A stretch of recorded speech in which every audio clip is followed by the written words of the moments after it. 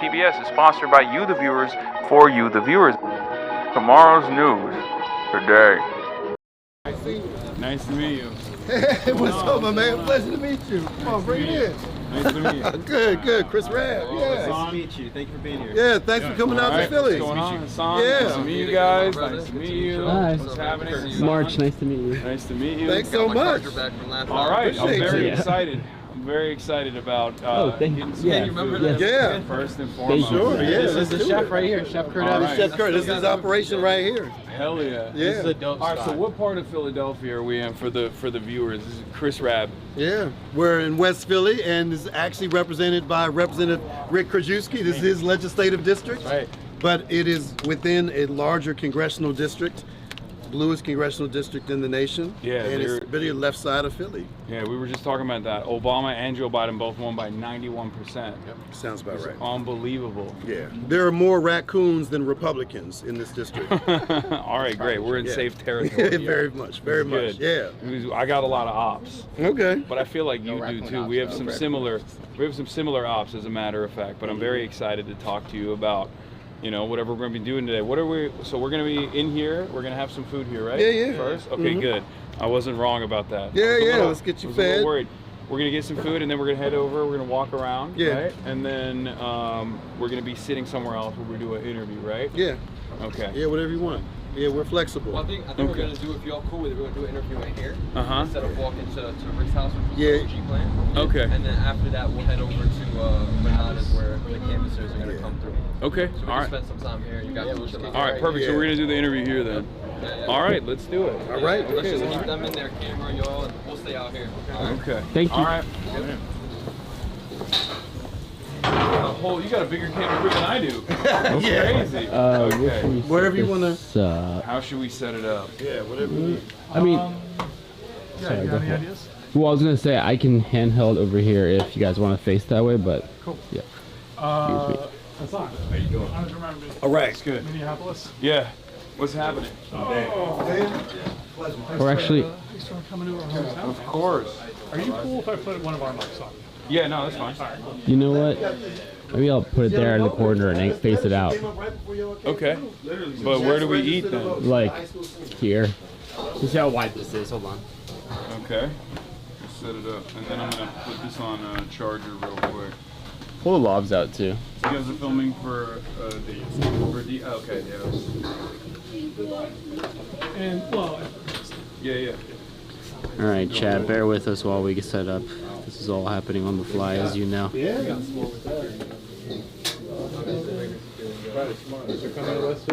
got a lot of security. Normally, I have a policy of never really doing anything with security, but since the recent campaign from Fox News putting me in the crosshairs for pretty much everything that's going on, including the White House Correspondents' Dinner attempt. Yeah. There have been some concerns. Sure. But it'll be. But it's fine. Okay, hold on. you gotta do. Okay, yeah, handheld it. Okay. All right, so we'll do double lav mic. We're gonna put the DSA lav mics on, and then we're also gonna be. Okay. Oh, you got the OG. All right. Also, the food's ready too. So we should open this the right for y'all. road one. Yeah. That's why. Yeah. Yeah, once you get the camera stuff done, we'll open the right up food store that they can eat while they're All right, Chad, you're gonna go be deaf for a second, okay? As to not hurt people's ears. There's no going back. Then I was on CBS. National. More people watching this. in the dark place. Hold on. Yeah, because I'm saying this was different. Can I put this one on you? Yeah, sure. So why Black Dragon? Why are we here and not somewhere else? I mean, the food changed my life, but I heard people talking about it. I'm like, oh, this is hype or whatever. I mean, I've had this food before and it's great, but I had never had this kind of fusion before. I mean, Chinese and soul food. Like I'd never heard of that before, so I got to try it. And they said, well, you got to try the salmon cheesesteak rolls. Like, I'm like, word? Like, Salmon cheesesteak rolls. yeah, I mean, Well, I don't need any seafood, yeah, but We took that into account. yeah, we were told, yeah. But I do, and it changed my life. But the other thing is, this brother has done a lot of good work, working in the criminal justice space, restorative justice, and you know, we need to also lift up black businesses that are locally based, that are community centered, because there's not enough businesses that are building community wealth. We have too many businesses that are about preying on folks, exploiting labor and so forth. And so any opportunity I can to lift up local businesses, particularly black-owned businesses, I do it. So, Yeah. But I mean, even if it weren't, the food is just that banging. So, how long has this business been in operation? Actually going on 2 years in August. 2 years. Yeah, but the whole concept of the pop-ups I've been doing them for about 12. Oh, so I've been wow. doing pop-ups, Okay. fusion cuisine throughout the city, other cities and stuff like that. Okay. Hell yeah. Yeah, I mean, I think the story behind like the Black Asian fusion, like Yeah, the concept is also. And the dope, concept you know? is, so this was a former Chinese store. So as you can see, like most of this stuff, this layout was here. We took the bulletproof glass down because you know the service in the hood is a bulletproof glass. Hurry up, buy. We actually put counters in. We gave access to a bathroom. So these are like things that when you do go to a regular Chinese store, you don't have those. And we're not saying that as in a way of Asians being discriminative, but being able to come to America, they couldn't get money, they couldn't get loans to open businesses in white neighborhoods. Yeah. So they force you into a black neighborhood. And honestly, outside of living in a Chinese store, you don't see Asians in the community unless they're inside of this, and they usually live upstairs and they work down here. So the concept of the Black Dragon is a lot of the second and third generation Chinese Americans. They're here. They done got the education. They got jobs in tech. Some of them may be doctors, lawyers. They're just in a whole other field, so they're not taking the stores on. Just in the Philadelphia area, it's about 600 of these Chinese stores. It's more Chinese stores in the world, in America, than it is McDonald's in the world. So the whole concept of a Chinese store is the second and third generations. They're not taking them on. So it gave her opportunity to come in and serve culturally relevant food to the communities that we serve. So we're gonna bring some food out.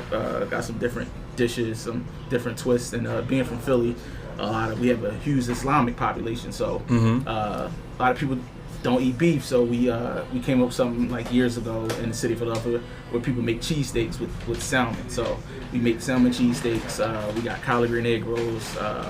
We got a dish called General Roscoe's chicken, like General Tao's chicken. So General Roscoe Robinson was the first black 4-star general in America. Yeah. And he's from St. Louis, so it's like a St. Louis barbecue sauce style tossed in like the chicken like that. Magnolia beef, we have some Magnolia I was already Project hungry. beef. So the Magnolia Projects in Fifth Ward of New Orleans.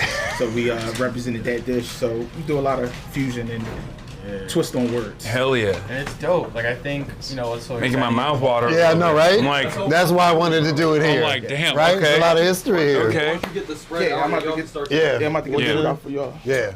So I know your uncle. Oh, really? I just saw him in D.C. How? So you've been on the Young Turks? Like you're many familiar? years ago. Okay. When I was a political blogger, he would have me on the show a few times. Gosh, that was over, I don't know, 15. Oh my God. Yeah. Wait, let me change your just life. put this down here real quick. Sorry. So General Roscoe's chicken. And this is my plate on sweet and sour chicken. This is sweet potato chicken. So you take the sweet potato, yam, juice it down. Oof, make it I'm so happy. This is. I feel like we're gonna have to fall asleep out of it. No, you're gonna get the itis. Yeah, that's the itis. Yeah, Yeah. sweet potato donut. Oh, dude. Oh, Oh my God. Rabb's I favorite. got you. Thank you. This is. I wanted it to be meaningful. I didn't want to pick any spot, and this says Yeah. a lot of. Yeah, I mean, Oh, it is. I wouldn't be here if it wasn't for black entrepreneurship. Veggie lo mein. So I want to, lift up all the folks who are doing the work. Magnolia Project beef. I did something with Shoykot the other day in San Francisco, and we made the mistake of going to a Palestinian kitchen. I say mistake because I was uncontrollably just like staring at the food and I was like pounding it. So Right. I'm gonna try to hold myself accountable this time. Okay. And I'm gonna be a little bit more normal. Salmon. Okay, it's salmon. You're not these gonna are have the that. cheesesteak. That's yeah. So those are only the salmon cheesesteaks. No, these are salmon, these we are got these. regular Yeah. cheesesteak. Oh, Yeah, regular. hell yeah. Yeah. Let's We go. got more donuts. We got enough Okay. donuts to go around for everyone. Some extra plates. Yeah. Now, I just want to be transparent. The reason I'm motivated about this opportunity is because my cred with my sons is next level now. Like, That's what Rashida said too. no, I'm just saying, like, I don't know how long it will last, but now my sons might actually vote for me. I mean, when they're like, Dad, Hasan Piker. I'm like, hey, you actually returned my phone call. So if that's the only reason, I thank you. Okay. Well, I'm very excited about this. Thank you. Thank you for having us here today. Yeah. All right. When do we dig in? Yeah, you dig in. And right over this backdrop. Food. Yeah, I was gonna ask about this. Yeah, tell me about that. So this was from a Black Panther rally in Oakland in the 70s, and power to Black people, and then Black power, power to the people, then Black power to Black people, then there's yellow power to yellow people. So it showed a time when Asians, Americans, and Black Americans had solidarity in this country. So when we do expand out doing other Black Dragons, I have several images throughout history of Blacks and Asians having solidarity together. So it's always going to be a mural like that in the next Black Dragon. And the next Black Dragon will be in a former Chinese store as well too. Yeah. And one of the things I love about it is because I'm always talking about collective liberation, right? So, I can't be free until you're free. And so how we connect, and kind of the through line of my campaign is, our fates are intertwined. So we gotta, lift up all of our stories and see what we have in common. So. And I think, some local important context on that, right? Especially, there was a recent fight here to push back against an arena in Chinatown. Yes, I was against that. And so Chris and I were both opposed to it. And there was a narrative out there that, Black people wanted this arena and that they wanted us to have a new basketball arena. And we felt that it was important to show that the Black community has a history of solidarity with the Asian community, and that we were actually going to come together in solidarity to push back against this thing. And so I think Black Dragon, the work around the arena, all this multiculturalism that you're seeing in the city is a really powerful moment of saying we're not going to have the same division that happened when Asians were blocked out of businesses and ended up in Black communities. And when we were redlined in those same communities, we're actually going to come together and do something beautiful and eat some great food. And we got to beat the billionaire class too. So why did you guys oppose the building of the arena, if you don't mind me asking? No, of course, because it was displacing a historic community. You're talking about 20,000 people, and Chinatown is so much more than Asian Americans in that space. It attracts people from all over the world. So it's a tourist spot, but also has deep historic roots. And why should we displace these communities for the benefit of 3 billionaires who want to make more money through gentrification and things that did not actually benefit? And they get tax subsidies as well. I assume it's usually created with tax dollars, right? Only for 40 games a season. Only for 40. Right. It's only going to be 40 games, so it would be desolate half the time. You would have to have a nice plan. They didn't have a plan for the arts, no reinvestment into the community, none of that. It just was literally going to put a stadium here, and they weren't even actually in communication with organizations in Chinatown. No. Okay. All right. So all right. Let's dig in. Let's dig in. I'm waiting. Okay. So piece by piece, let's go. This is the cheese. And you can split it in half. You got some ketchup, dip sauce over there. I'm sorry, mind if I get in there? Get in there, yeah. Oh my God! I told you. Hey, you want a napkin? Yes, please. Some extra plates if y'all want to just take any forks and go through and just take whatever y'all want to add. Yeah. Thank you. Right. So this is a cheesesteak, egg roll. Yes, cheesesteak egg rolls. It's delicious. Oh my God. Being in the city of Philadelphia, what makes sense to put in the egg roll cheesesteaks. And this is hot sauce ketchup. Yep. Oh my God. Right? This is amazing. Oh man. Can't get a fork.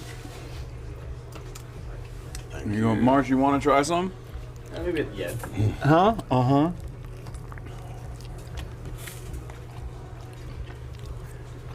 So I've been in maybe over 3 dozen candidate forums since this election cycle began in the summer. Mm-hmm.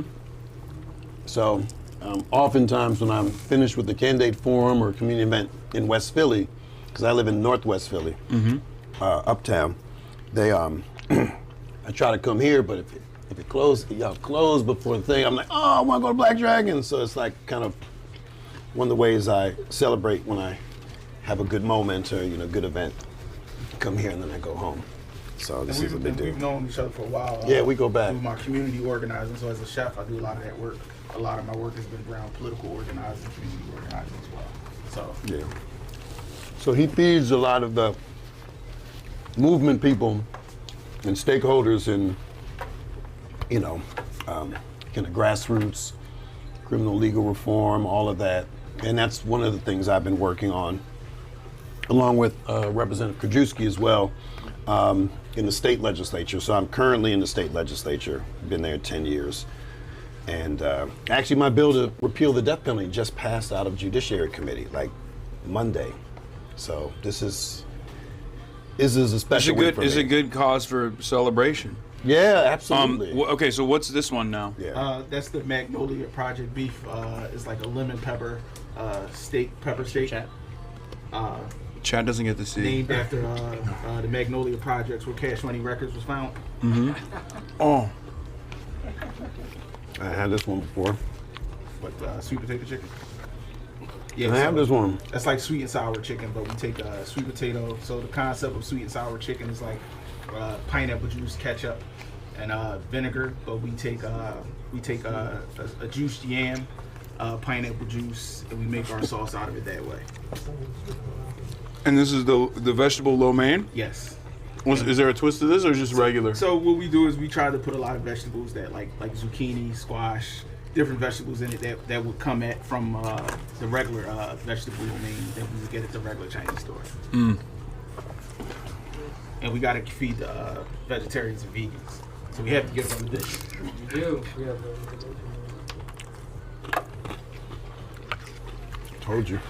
Oh my God. That's how you know it's good. They stop talking. Yeah. Stream's crazy. Yeah, I know. It's just mouth noises. Noises, no politics. Oh. Food is love. That's true. Right? And this food is amazing. Oh my God. And Chef Kurt, I mean, he has multiple restaurants. So you gotta also understand, he came here and personally made this feast for y'all. But he's also got a pizza spot up in North Philly. Well, I co-founded. I'm not a Wait, so is that also fusion or is it just regular pizza? No, it's a regular pizza shop. So it's a pizza shop that I had co-founded years ago. So a lot of the work I do around food is around mass incarceration. Hiring principals. So I started this dinner series about 10 years ago called EMI Dinner Series. It's called In Mass Incarceration Dinner Series. We bring stakeholders of the community. We've had dinners with the district attorney, judges, perpetrators of crime, victims of crime, and we had dinner to talk about ways of reducing the prison population. So I've do those. I'm actually doing one next year for Lawrenceville. It's a boarding school. I do one for them every year, but they bring like their social science students over, their civil justice students over, and they pretty much have a dinner and they meet with someone that was been formerly incarcerated. But we're having dinner and they're telling them about their life, their trajectory, and usually like some of my friends that have been formerly incarcerated that are running nonprofits, that are doing things in the city, have them sit them in front of them and talk to them about their life, their experiences, so that like a kid coming from Lawrenceville one day may make it into the senator or governor's office, so that he has this experience of talking to someone that was formerly incarcerated, seeing that like everyone isn't the same. If there's people that politicians are rarely ever hearing from, it is people who are formerly incarcerated or just have that experience. Oh my God. I'm sorry. No, hey, look, that's why we got to commune and feast. That was just sweet and sour? Yeah, sweet potato. So sweet potato. Mm-hmm. And then this is the General Roscoe. Okay. and he was the first black 4-star general in America. And we're recently with all this news with Trump, it just makes it hurts my heart that like you know the fact that we have like we're actually losing black generals and people in the military. Yeah. And General Roscoe Robinson was the first black 4-star general in America. Oh my God. Okay. I think my favorite is General Roscoe. Yeah. That's a favorite. That's one of my favorites. Oh my God. This is you're doing great, by the way. That's, I know. I forget that I'm on camera. I can't wait to hear. This one's not pre-recorded. Yeah. All right, so Summer Lee's coming on Saturday. Should we bring her here too? Yeah. Oh hell yeah. Yeah. I love Summer. Yeah. So we overlapped. How many years did we overlap? Well, for I don't know, you longer. For me, it was 2. I Okay. think for you, might was. No, it was 4 then. Oh no, 4. Yeah. We got to convince her to run for Senate. Yo, listen. Take out that ogre. He's called the F word here. The F word. Yeah, he's the real F word. Okay. What does that mean?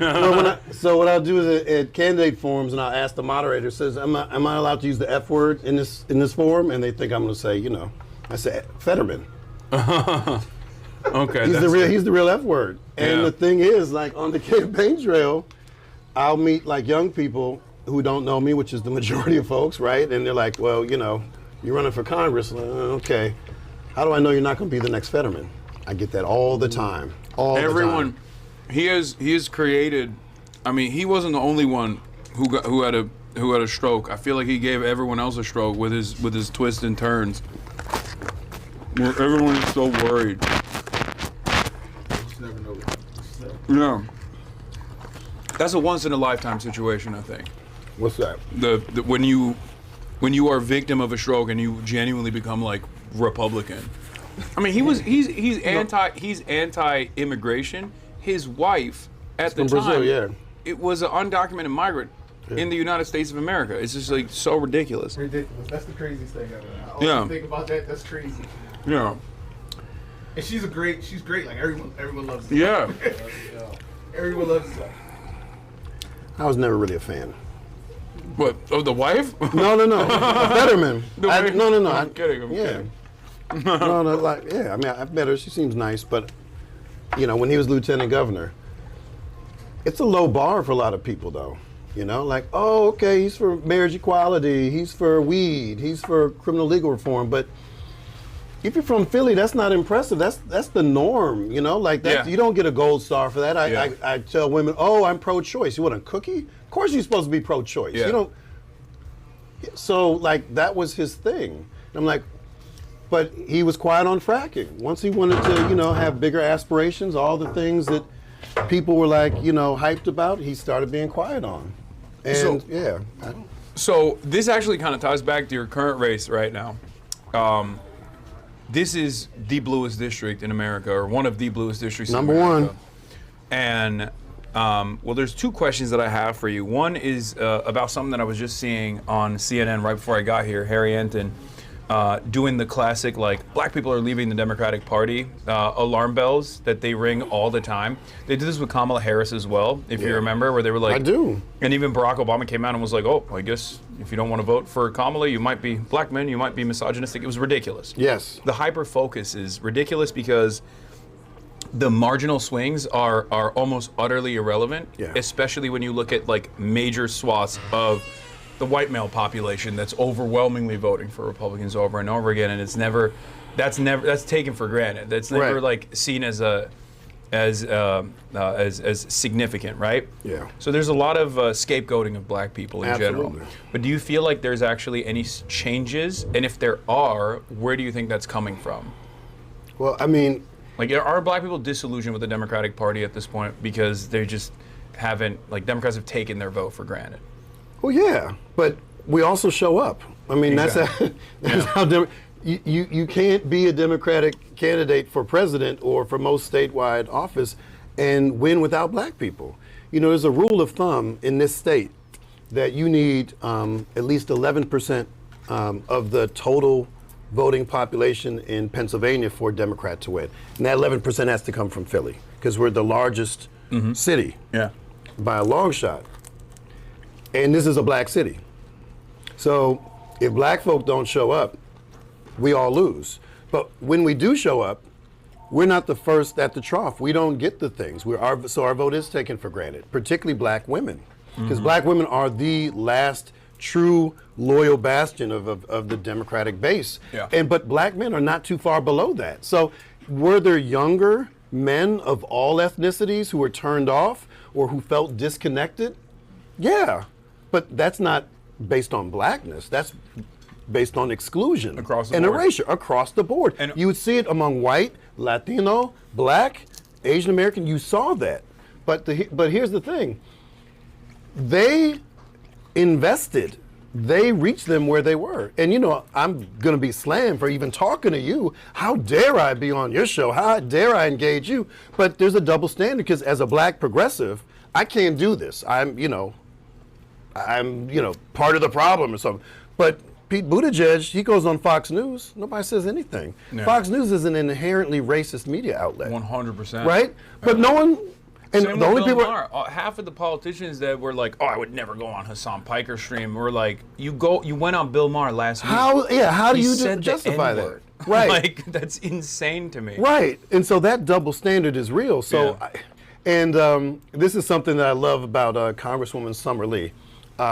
She's One of the best. many things. It's like people need to understand that many of us who identify as progressive, we are progressive because we are black. Yeah.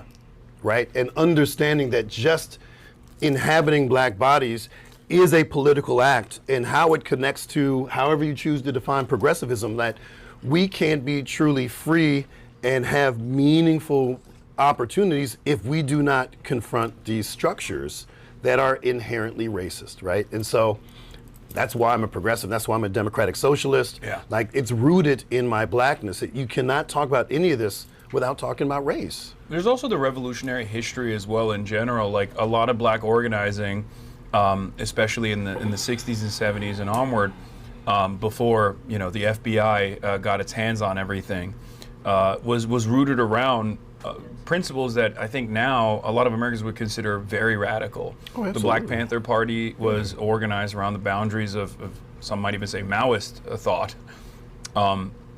Do you feel like there could be an opportunity for resurgence within democratic socialism for black voters, at least in this district that you're a part of?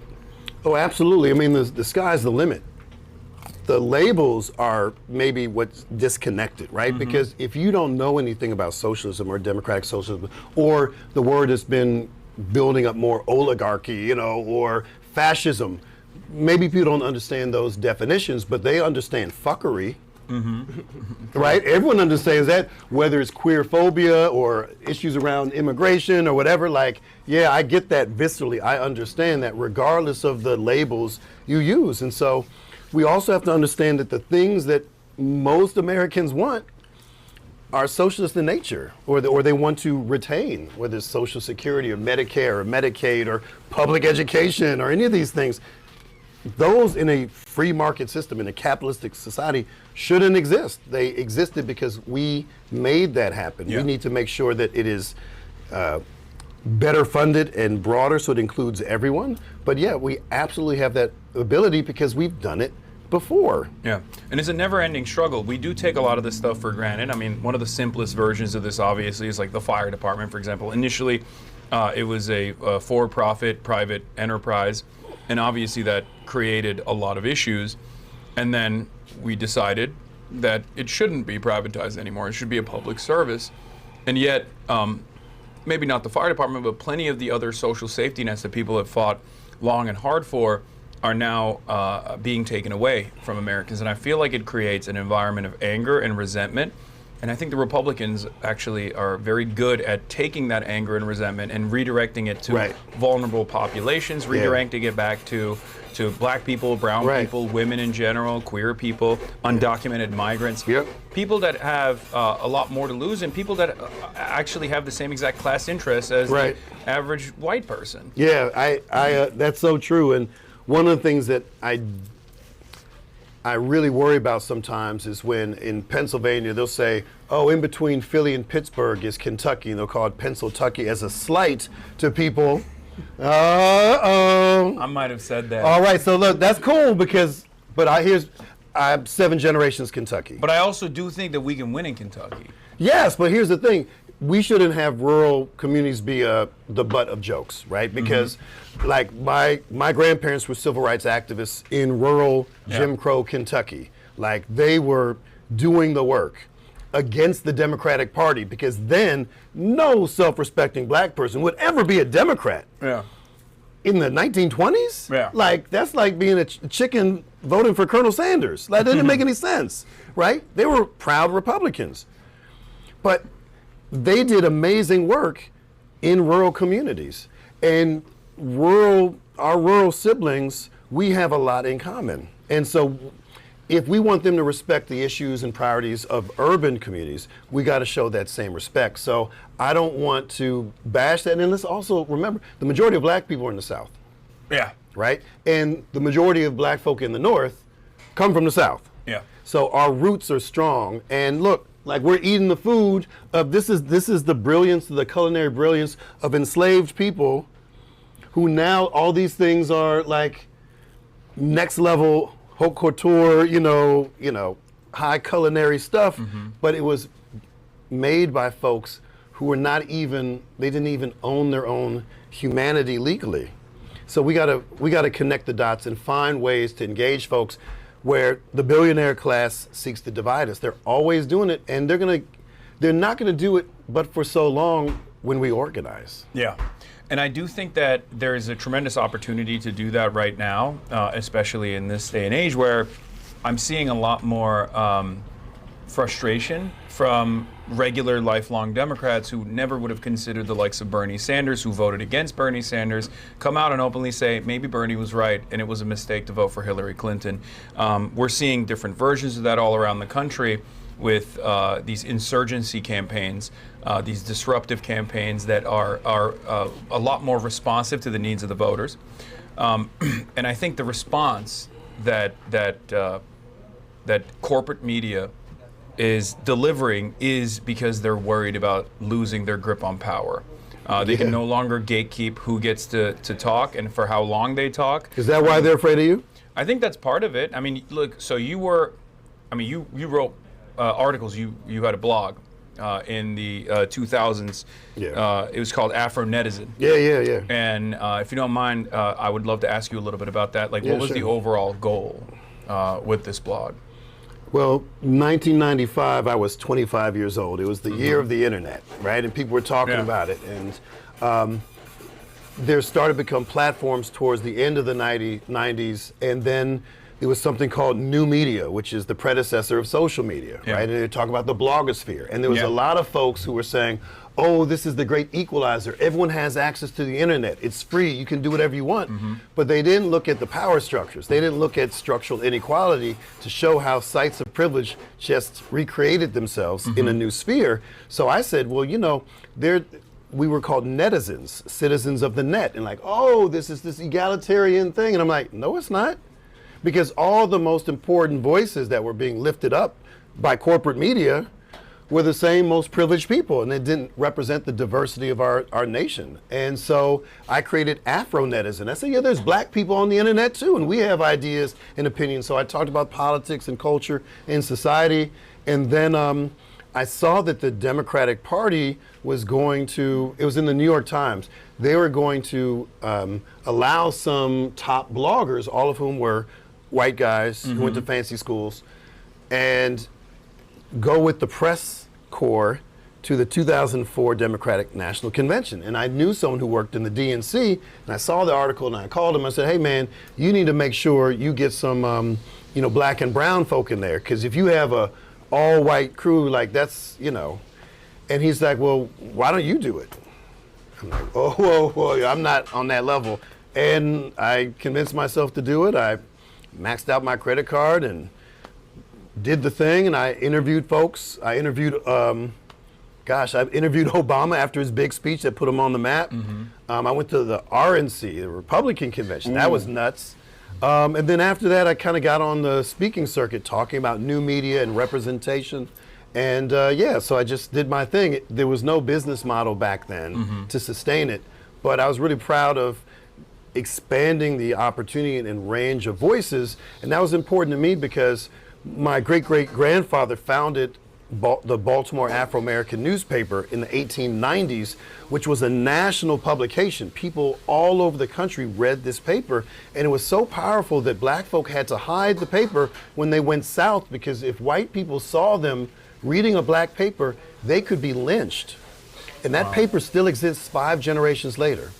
And so there's a connection, and this is one of the reasons I wanted to meet you. This is a form of media. This is independent media. You are not controlled by the corporate overlords, am I right? Yeah. Right? And you get in trouble for talking about the Epstein class and the billionaire class, right? Your reach is bigger than most local news stations, bigger than probably most national, in fact, right? That's asserting a kind of power that we need to move towards reclaiming a democracy that has always been fairly fragile, because we're really under authoritarianism right now, right? Yeah. Cloaked in democracy. Yeah. And so what that means is we need to have a broader array of viewpoints and platforms to push against the tech bros who are trying to control everything. So this is actually an act of defiance that also expands the conversation about a range of issues that are not going to be talked about in corporate media. And I'll give you an example. So they were trying to clown you yesterday. We have our biggest candidate forum of the year. Oh, And did they bring it up? They brought it up after the they brought it up after the debate. So I get surrounded by all these white journalists. Notice I say white journalists. Yeah. So and they all say, we understand that you're going to be with Hasan Piker and he's very controversial and so forth, and how do you describe it? And I said, wait, time out. And I said the thing about Pete Buttigieg on Fox News, and I said, I was just on NBC.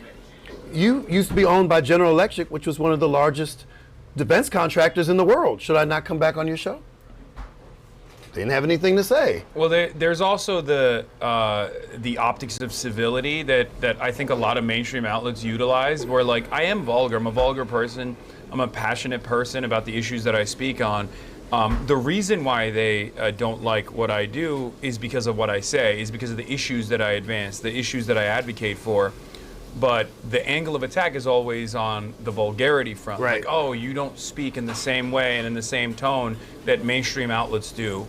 But we now live in a post-Trump universe where I think it's like we should be speaking in the same exact way that regular folks speak. Right. I see no reason to try to censor myself or talk it a different way. And I also don't even think that they would care about my style if your I was politics saying were the different. right things. Yeah. If I was like, I'm pro-Israel Right. unconditionally. They give you a think, pass. I think corporations aren't the villain. Trump is. You Right. know, like if I were to say stuff like that, then they wouldn't care. Then I would be the Joe Rogan of the left that they were supposedly looking for. Yeah. So I actually get the same thing, because sometimes I use colorful language. And I understand that, so I'm Gen X. But the next generation, they tend to be like, slow up on the profanity. But I make this point, and I think there's a difference for profanity and vulgarity. And so sometimes I use profane language because I'm passionate. And so I'm not going to use milquetoast language when I'm feeling passionate. If I'm talking about justice, if I'm talking about systems of oppression, I'm not going to be polite. Like that defies the spirit of it. But here's the thing. Should we be more concerned about dirty words than dirty policies, than profane policies that are deeply inhumane? If we're talking about putting children in cages for the rest of their life without the chance of parole, we've done that in Pennsylvania. In 2015, they ruled that it was unconstitutional to put children in cages for the rest of their lives with no chance of parole. That's profane. Yeah. That's profane act that actually dehumanizes and throws away, and they're largely poor black boys. Now they're finally coming home. And so if we're going to talk about words, we talk about deeds. Yeah. So, I'm all for it. Yeah, it's not an accident that I think the overwhelming majority of people that are like, oh, I won't go on Hasan's show, or oh, you're a dangerous radical, have no problem hanging out with Benjamin Netanyahu, taking photos with him, have no problem defending what I would consider to be the worst possible thing you could ever defend, a genocide of But primarily you can't children. say genocide. How dare you? Yeah, exactly. That's the real issue here. But I think many Americans are on our side, and I know that for a fact, especially on this issue, right? Yeah. And I think that's another reason why there's a lot of fear and a lot of controversy surrounding this stuff. But the reality of the matter is, people are a lot more intelligent than what the elites give them credit for. What the elites think of them is that they're stupid and easy to manipulate and malleable.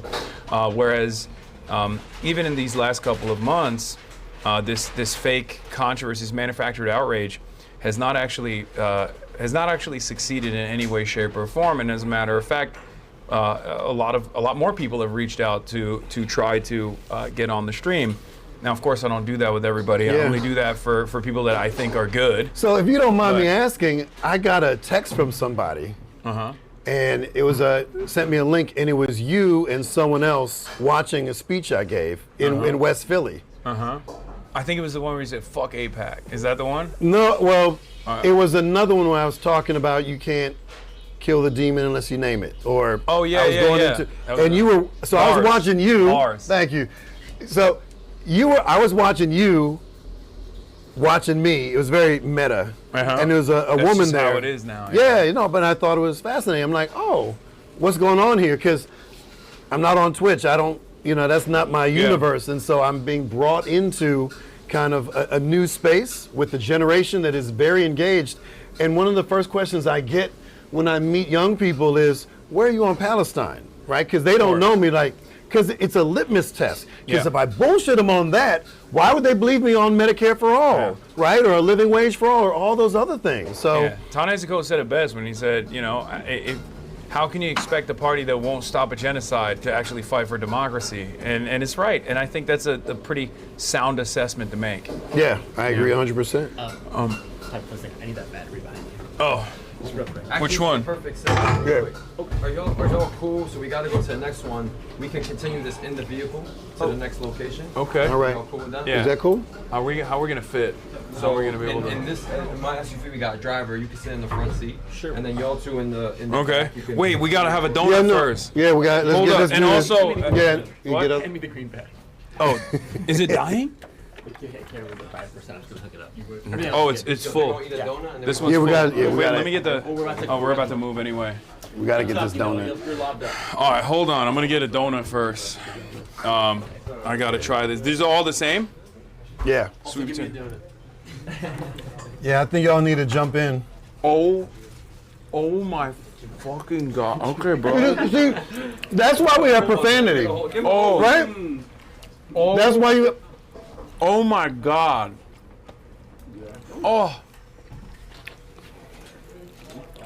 Is it that good? I feel like I need one now. Yeah. Like, Yo. what's going on? Oh, that is y'all get it? insane. Rick, Dude, come on, get some. dude, the donut? Can you, are you, Oh my ahead. god. I have. It's been a while. That is that okay, that is that one sick, takes right? the cake. Is that that's not the sweet potato one, is it? yeah. Oh god. The Philly cheesesteak egg roll is bomb. It's all amazing. I like the General Roscoe's chicken Yeah. the most. But that donut, oh That's my, the finisher. Yeah. that, dude. That is excellent. This is, I've always I knew what wanted I to was do this. doing. When y'all asked me, I've always, I said Black wanted to do Dragon. this, the compliments Right? to the chef.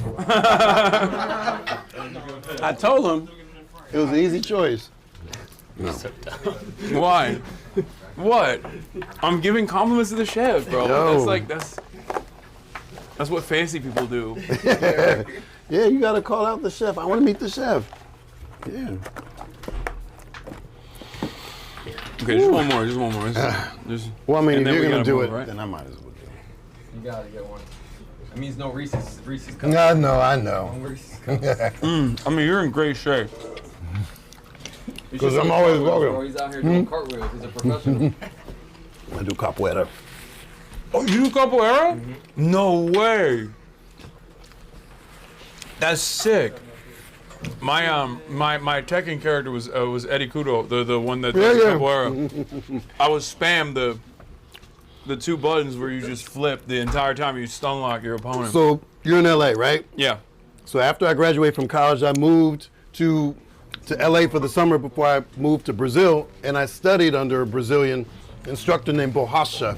And Borracha means rubber, because he could do a handstand where the bottom half of his body was parallel to the ground. Wow. And he's like, his English wasn't good, and he said, I need you to walk down those stairs. And I said, okay, what's that about? He goes, no, on your hands. So at 22, I learned how to walk down a flight of stairs on my hands. I've been doing it ever since, but I Have you whooped anyone's ass with the techniques in the street fight or something? No comment.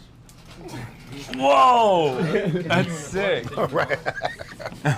I'm a man of peace. You just, that's crazy. So someone's trying to throw hands, you just go, hold on. You just do a roll and start spinning. Yeah, you know. All right. This is your crew too? Yeah, we got a lot of, what's up, man? Nice. Hey, how you doing? Chris Rabb. Hi. Nice to meet you. Nice to meet you. Pleasure. Sure. Hey, how you doing? Pleasure. Likewise. Nice to meet you. My sister and I. Hey, how you doing? I nailed that. Good. Hell yeah. Bet. Okay. All right. Where's your car? Right here. You riding in? Yeah, we're riding with them, yeah.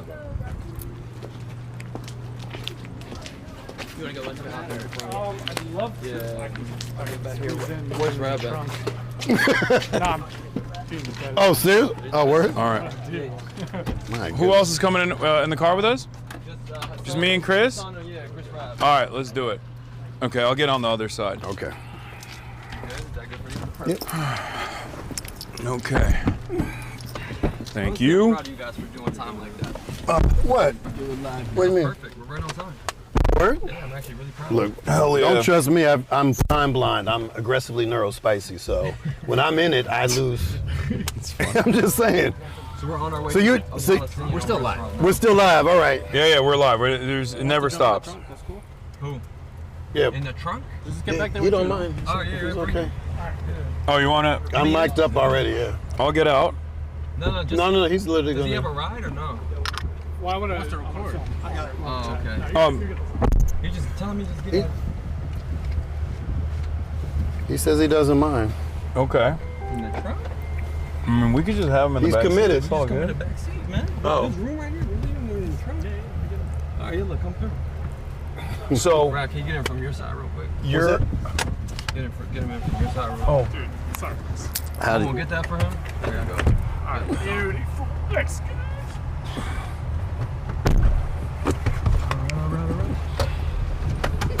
You good? Everybody good? All right.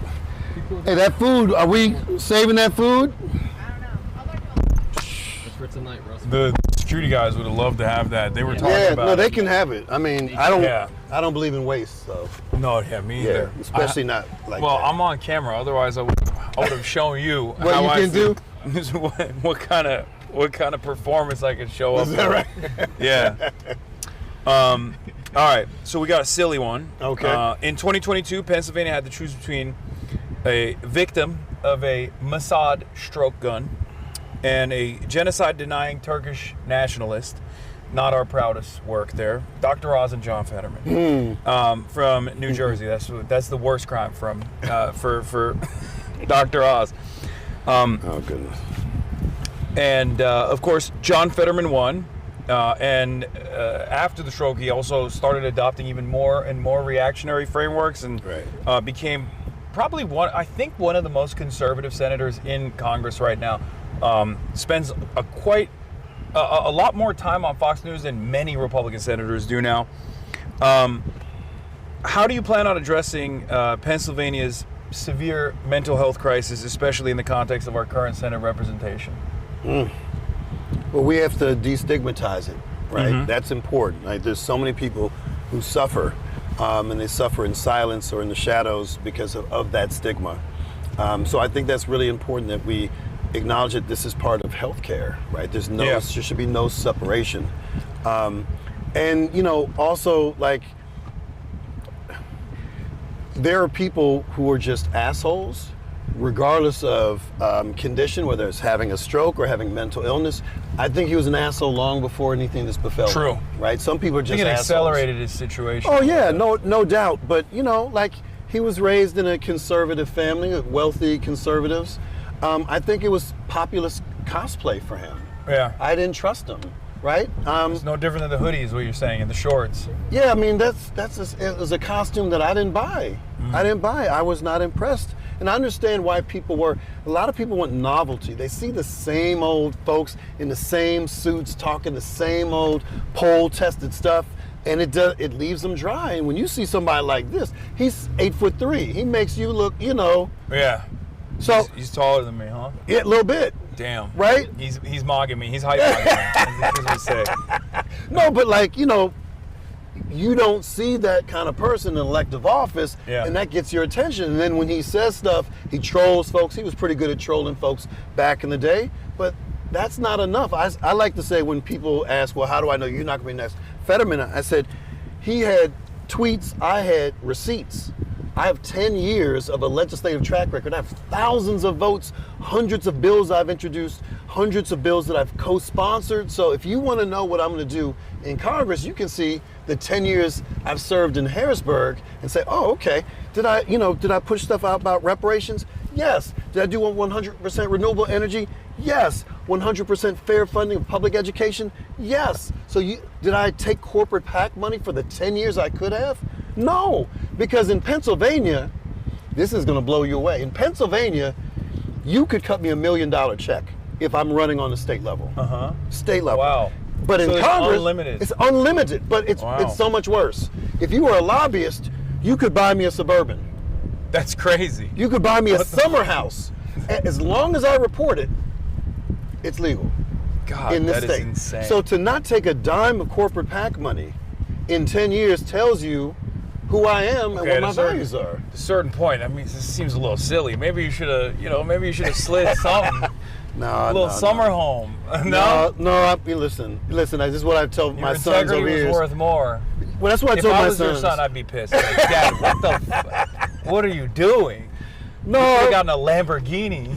It's entirely possible, but no. Yeah. But the reason I wouldn't get that is because my politics would not align with people who would want to cut me, a big old check or get me all that other stuff. Let's talk about that, actually. So, as reported by Dropsite News, an AIPAC-affiliated super PAC named 314 Action Fund has spent more than $2.6 million boosting your rival, Ala Stanford. Stanford. The super PAC says its only mission is to elect doctors and scientists. However, Stanford says she supports Medicare for All, yet she has not committed to co-sponsoring the Medicare for All bill. How do your healthcare policies differ from hers? And specifically, what's your plan for implementing Medicare for All? I don't know what her healthcare policies are. I've been on a lot of forums. I've been looking too. It's very confusing. And the website. Not even just the tweet stuff that she put out the other day, where it was like, "Have you taken a dime from AIPAC?" She's like, "What's AIPAC?" And I got a little heat for that because people thought I was spreading rumors. And I tell people, look, you don't have to trust me. Just Google it. Yeah. You will see that there's independent reporting. You said Dropsite, right? Yeah. The same person who was at The Intercept in 2024 reported on it. AIPAC, so the other viral moment was when I said AIPAC is trash. AIPAC knows its brand is trash. Yeah. So if they want to help someone, they don't give them money. They give money to an intermediary. And the intermediary, which is fully documented, is United Democracy Project. Yeah. And that's how 314 was funded in part, but it's also funded by some billionaires too. Yeah, so that's actually what I wanted to get to, which is, do you feel like even the hesitance in communicating a full-throated support for certain issues comes from, by your estimation, a willingness to accept these kinds of corporate PAC sponsorships, basically, from 314 and numerous other subsidiaries? Just like you pointed out, AIPAC knows its brand is toxic, so they don't go in with a straightforward approach where they're like, we're AIPAC and we're sponsoring this person because they're pro-Israel. Usually, they don't even mention Israel at all, as we saw in Illinois. Right. and then they only celebrate after the fact. Right. Or they'll attack the person who's against AIPAC. Yeah. Right. So they'll pull up stuff out of context or something when they were a kid or something like that, and they'll make it a big thing, which is what's going to happen to me. Like in a matter of days or weeks, I'm sure the AIPAC folks and then, all those other folks are going to, say, Chris Rabb kicks puppies, or whatever. Like that's what they do. You're hanging out with a dangerous radical is what they'll say probably. Yeah, but I think a lot of that stuff, people see that and they understand exactly what's going on. Yeah. But transparency is key. I think it's important for people to understand that many of these groups, regardless of what they call themselves, is usually still funded by the same billionaires or directly by the same organizations like AIPAC. Oh, absolutely. Absolutely. But here, you asked about healthcare, and so I'm the only one who has consistently said I would co-sponsor the Medicare for All bill, and the prime sponsor of that bill just endorsed me, Congresswoman Jayapal, which is like a big affirmation, right? Because she doesn't have to get in the race. She could just see whoever won, because we're all saying we're for it, but she knows that I'm actually going to do the thing, and I'm going to work in unison with progressives in Congress to make it happen. And people think, Medicare for All, it's too big, it's too bold. But just think about what happened in a moderate Democratic administration with Biden, right? I mean, he was no radical, right? Yeah. But they invested in expanding the child tax credit, and it reduced child poverty by over half in a fucking year. Yeah. In 1 year. That's how bold was that. If he said, we're going to eradicate poverty, everyone thought he was crazy or he had dementia or something like that. But they almost did it. If we had the ability to expand that political base and the power in the Senate and Congress, we could have actually eradicated it. Yeah. It is a policy choice to sustain poverty, right? Yeah. We don't need it. It's an artificial thing. And when I'm getting, the critique of me is, he's too bold. Yeah, that's not a bad thing, especially in plus 40 district. Regardless, it ties back to something that I believe, which is that there's this idea that our brand of politics won't work, and it only works in deep blue districts. Well, we're in a deep blue district, so there's no reason for a deep blue district to have a wishy-washy corporate Democrat who won't come out and say what Israel is committing is a genocide, for example, or will even go so far as to say things like calling what Israel's doing is a genocide to be hurtful. I'm of course referencing Stanford here. Right. That's another point that I wanted to have your take on. It's an unbelievable quote, but I'm going to read it. Oh goodness, I know Stanford, what you're going to say. Went on to say that describing Israel's genocide of Palestinians as a genocide is as hurtful to Israelis as it is to someone saying the N-word around her. As someone whose great-great-grandfather had to save up money to buy himself out of slavery here in the U.S., how do you view the connection between black liberation and Palestinian liberation? I mean, I think you referenced it before. There's a long connection and solidarity with black leaders and the Palestinian cause, right? That's nothing new.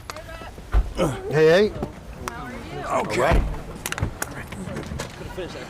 I know, but it's fine. We'll keep it going. That was a powerful question for us to cut in between. But we can. But you're on the law mic, so you're fine. Okay. So so liberation is a universal value. Right. It's a universal. You got another mic coming on? I only have 7. It's fine. One for you, if you don't mind, sir. Oh, you want? I'm going to take another one too? Yeah. Okay, which one's this for? No Dem Left Behind, but they're rebranding No One Left Behind. Okay. Even better, right? You just want ours? Hi. What's going on, guys? What? Uh-oh. You want to go first? There's no privacy out there? It's fine, then. It's fine. Yo, you see outside? There's no... How about this? Is this the norm for you? Listen, you guys stay up here and chop it up for just 2 minutes right here, and I'm going to just get everybody situated real quick. Yeah. Okay, all right. Where are we going? Hello again. That was a nice little acrobatic move. We have to... 1 second, guys. Oh my God. All right, this is it. Is this the norm for you? Is this not all the? I don't usually announce where I'm going ahead of time, so it's probably the reason. Yeah. Did you see outside? Yeah, no, there's even more people outside. There's like hundreds of people outside. We're gonna get in trouble, I feel like. Good trouble. Good trouble. This is good trouble. So as far as your opponent goes, so I got 2. Yeah. Yeah. Well, I'm gonna go back to Stanford Sure. again. All right. Because she's done a lot. She wrote an op-ed, memorial for Colin Powell, describing him as, in 2021, describing him as embodying greatness, continually striving for excellence, and setting his own bar. For many Americans, Powell is remembered as the Republican Secretary of State who held up a vial of white powder at the United Nations and lied to the world to justify going to war with Iraq, which killed hundreds of thousands, if not millions. What's your reaction to Stanford's praise of Powell, and how does that contrast with your views on U.S. foreign policy? Well, I'm an explicitly anti-war candidate, and I'm open and consistent about being anti-militarist and anti-imperialist, and I think that's important. And while there can be people who help internally in the military-industrial complex in positions of power who may promote multilateral diplomacy, when you put yourself in that position, you have to follow orders, and he chose to follow orders that got us into a war that killed hundreds of thousands of people. And you know, that's not and it's bigger than any one person. But we have to talk about the systems and not the symbols that may be anomalous somehow because the person may have had good positions on reproductive rights or, you know, affirmative action or so forth. We got to talk about the structure, the systems. And if we don't do that, then we're complicit. Yeah. Let's talk about your other opponent, Sharif Street. He called your criticism of AIPAC in Stanford over the top a few weeks ago. Even as AIPAC-aligned groups spend millions to influence this race. Given your stance that AIPAC is a racist organization, how do you respond to Street downplaying AIPAC's harmful influence? What does that say about his willingness to stand up to not just AIPAC, but also other corporate PACs as well? Well, just yesterday he apologized. Oh, wow. Yes, he apologized because it came out what the direct connections were to AIPAC and support for our opponent. But the irony is, Senator Street benefits from some of the biggest AIPAC donors who have maxed out to him. And he said, I believe, in the debate setting that he didn't know if that was the case, right? Right, that's absurd because one of them is a billionaire, and these are well-known folks connected to AIPAC. So that's a specious argument. And so the question shouldn't be for voters, which candidate takes the least money from AIPAC, directly or indirectly? Which one publicly disavows AIPAC and is willing to say there's an ongoing genocide and we're complicit with our tax dollars? And I'm the only one in the race doing that. And I think that's important because it is related to how these campaigns are fueled. And if they're fueled by insider money, billionaires and others, that's going to tell you who you're going to get in Congress. DSA National endorsed you earlier today. Yeah, I just found that out. Yeah. It was a huge deal. Congratulations. Thank you. It's one of only 2 national candidacies, I believe, if I'm not mistaken. What do you think that says about your candidacy? What do you think that says about your campaign in comparison to who you're running against right now? Well, I think irrespective of who I'm running against, it's about what I'm running for. Right? I do not have to fear the S word. I can lean into it because that's my ethic. That's my people. And by the way, you were talking about Paul Robeson earlier. My great uncle was running buddies with Paul Robeson, and they worked on the genocide decree against the U.S. government when they were saying that there was an act of genocide against African Americans in 1951. So that's like my family history. That's an inheritance that has helped build me to the person I am today and be the father I seek to be in the public servant. So if they were doing that in 1951 against much greater odds, I'm sure as hell going to stand up on the right side of history, even if it hurts my campaign. Because what I keep telling my sons is, if I have to lose my integrity to be more viable, I shouldn't win. Yeah, and you also already said you don't want a Lamborghini for your sons. That's true. Which I feel like is foolish. But anyway, you organize a teachers union at Temple, and you've called for a workers' bill of rights. What's your vision to protect Americans who make a living working 9-to-5 jobs? Well, we definitely need to strengthen worker rights. We need to make it easier for them to organize. We need to make sure that it's harder for corporations to retaliate. That's what happened to me at Temple University. I was one of a few people who helped expand the current union to include adjunct professors. I was a part-time professor. We were paid a poverty wage, and these are folks with PhDs who are on public assistance. And no one in this country, whether they have a GED or a PhD, should be working 40 hours, right? 40 hours a week and still be in poverty, right? So I'm also big on a living wage for all. So it's not just bumping up the minimum wage, but it's making it a living wage so that people can actually survive and ultimately thrive. Well, you think we'll have a time to talk afterwards as well at some point? Because I have a lot lot more questions I wanted to do. Are we supposed to start? We could, how much more time do you need? What are we supposed to be doing right now? So Rabb is going to go to, there's like a speaker outside. He's gonna get, all these people just came from canvassing. He's going to give them a little talk. We had like 400 canvassers today, so it's like a huge turnout. It's like the biggest in like Philly history. Modern Philly history. So he's going to go out and talk a little bit. If you want to talk for a few minutes, I'm sure everybody here wants. We'll do like some pictures and stuff. Then we'll take a car ride, and you can do more questions. Let's just chill in the car on the way to the next spot. What happens up there? They're all going to come outside. Oh, bet. Okay. Okay. All right, let's do it. All right,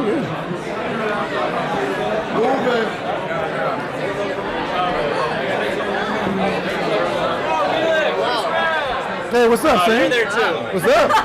What's up, guys? Hello. Hello again. Yo, this is nuts. Woo. Hasan Piker.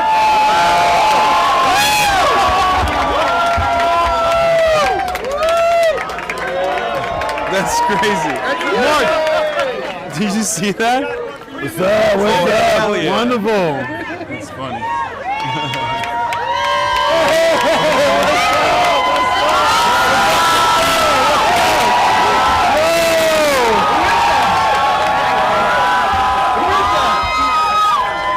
What's up, people? How you all doing? Well, damn. Were you all just canvassing? Talking to your neighbors? Let them know what solidarity looks like. What movement looks like. I am loving this. This was supposed to be a sleepy old primary. Nothing sleepy about this shit. I am wide awake. In fact, I'm so awake, I'm woke.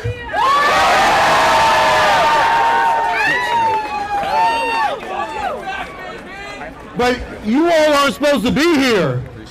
You all aren't supposed to be here because you understand that you're supposed to be apathetic. Y'all are supposed to be apathetic. Young people are not supposed to care.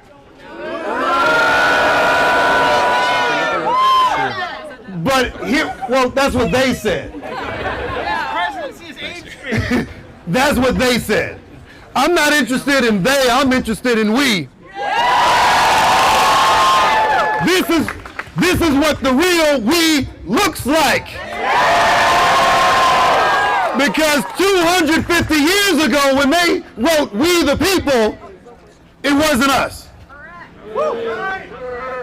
This is an aggressively fabulous outpouring of humanity. The question is what we do with it. Because this is our moment, and it's rooted in movement. The moment is nice. The movement is necessary. And I'm just going to say it. On May 19th, I'm not going to win. Yeah, you are. No.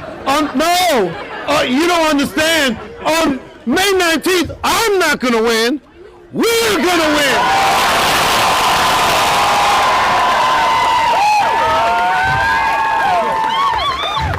You know it's true because only we can save us. not waiting for someone to descend from the clouds. You need to look in the mirror, and more importantly, you need to look around at each other right now. That's who's going to save us. And I'm going to put a humble brag here real quick. I earned this. And I'm going to tell you why I earned it, because, listen, particularly young folk, any Gen Z folk here? That's your people. And I know 93% of you are here for Hasan Piker, and that's okay. No. Maybe 97%. That's all right. It's a combo. Oh, thank you. They like me too. Even though I'm not on the Twitch. Is that it? It's the Twitch? Is that it? I am now? I think I found out I got endorsed by Congresswoman Rashida Tlaib. And DSA National came in this morning, I hear. But I got some even bigger news that I want to thank Hasan Piker for. Today I got endorsed by my 2 sons. So I want to thank you for making that happen. But I just want to thank all of you. Thank you. I'm not used to this. I'm not used to this. And this is what radiant love looks like.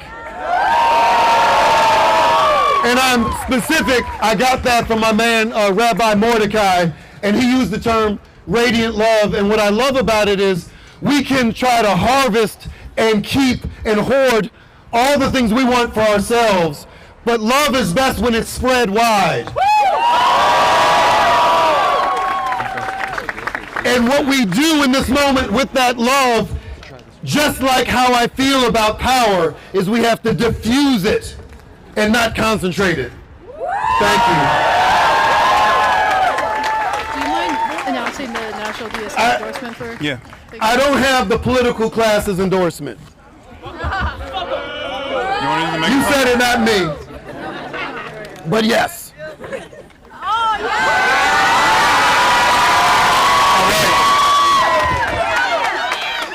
I didn't get any of those endorsements. The most important endorsement are my 2 sons and my mama. The most important endorsement I can ever receive is your votes. Because that's how we're going to win. We got to show up. And we got to send a message to the establishment. Listen, not just the MAGA extremists. That's fun. That's fun, kick them around. But we also have to send a message to the Democratic Party. And for those of you who don't know my politics and know why I'm running, I'm not running for the Democratic Party. I'm running for you. I'm running for you. The many, not the money. The many, not the money. So I'm not going to them and asking for permission. I'm listening to the people, and I'm accountable to you. But now I need you to be accountable to this moment and show the fuck up. Because you're not actually voting for me, you're voting for we. And you're voting for folks who want to vote but can't vote. For the 17-year-olds. For the non-citizens.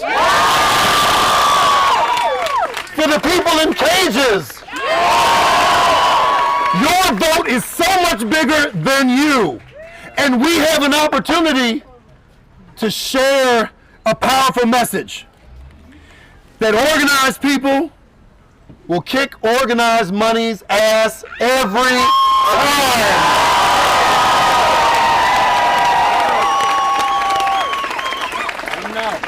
We got to let them know we got less than 3 weeks to go. This is ours. This is ours if we claim it. And let them underestimate. I love being underestimated. Oh, that's my love language. Please underestimate me. But when we show up in force, we are indomitable. And I want you to know that I see you. I see you. I see you and I love you because this was a choice you all made. You didn't have to be here, but this is where you chose to be in this moment, and I love you for that. Not because you're going to put me in office, but you're going to transform the city of Philadelphia, the Commonwealth of Pennsylvania, and the entire nation on May 19th.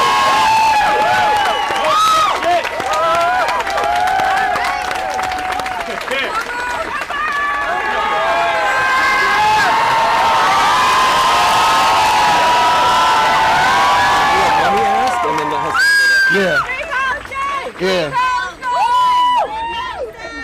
Do we want a free Palestine? I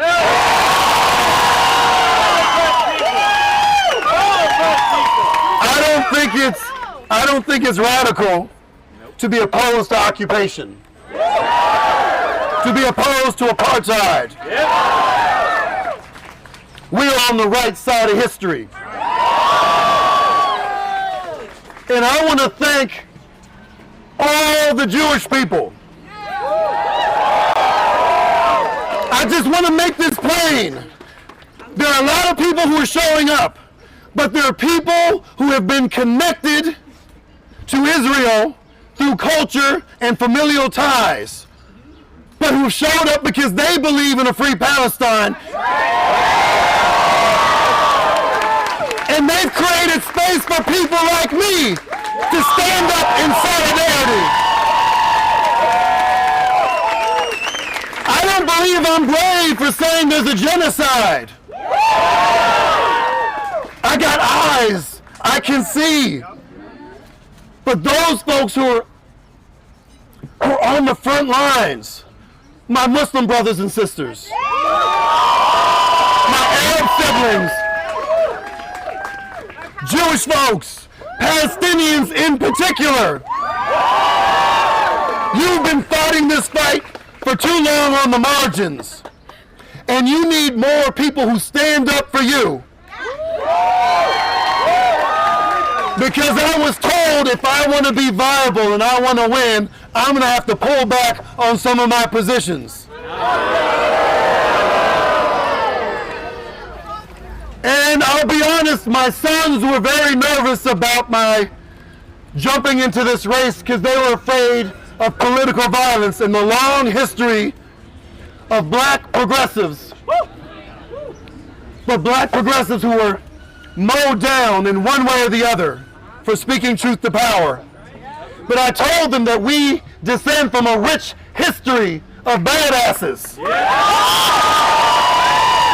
Of black abolitionists and freedom fighters and civil rights activists. And I said, I'm not bowing down to anyone. This is our fight. And so in this moment, I'm asking something from you. Many of you have already knocked doors. This is how we're going to win. Is talking to our neighbors, bringing them out, letting them know that there is a future that they can see themselves a part of. But because I don't take corporate PAC money,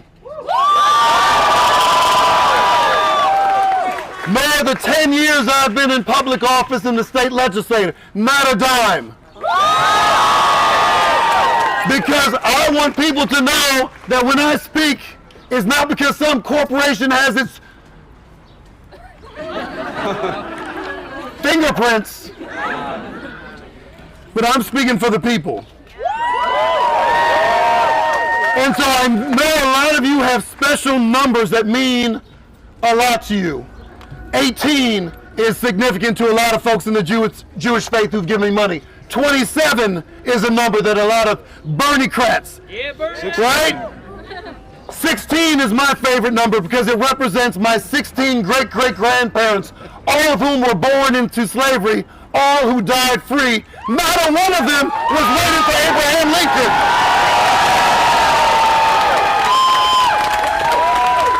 They died free because they saved themselves. So 16 is an important number to me. Whatever important number is to you, I would love for you to give me that number in U.S. dollars. Did you say 3,500 is your favorite number? $250. Whatever it is, I want you to, this is important. 6-7, I love it. Is it 6 or 7 or is it 67? I'll take 67. All right. Whatever that number is, I need you to understand that whatever that dollar amount is more than I started with. Some of you are struggling. You may be underemployed, underpaid, unemployed, disrespected, exploited.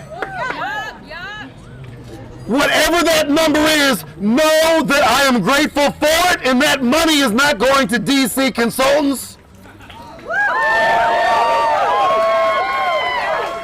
It's paying for the beautiful labor and collective wisdom of people on the ground. Many of those folks are here today.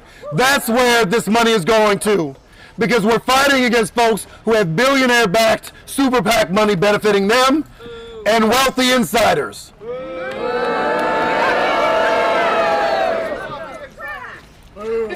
But I believe in people power. And this is what people power looks like. So whatever it is you can give, we have QR codes right here. Whatever it is, I thank you. I thank you. I thank you. On to victory!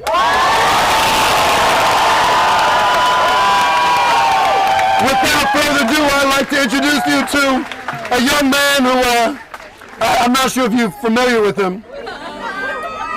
Hasan Piker!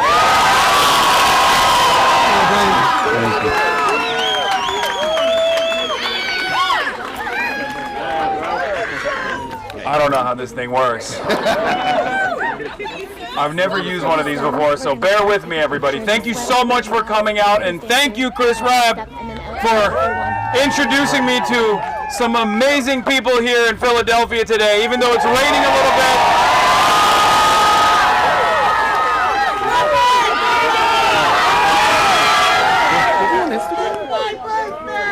Happy birthday.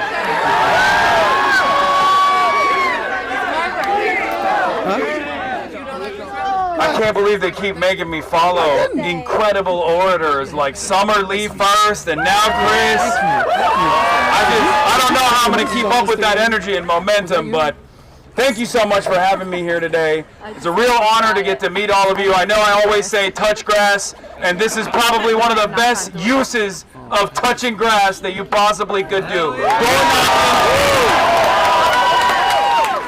Door knocking, being a part of your communities, talking to your neighbors, spreading the good word, and making sure that we can have responsive politics once again.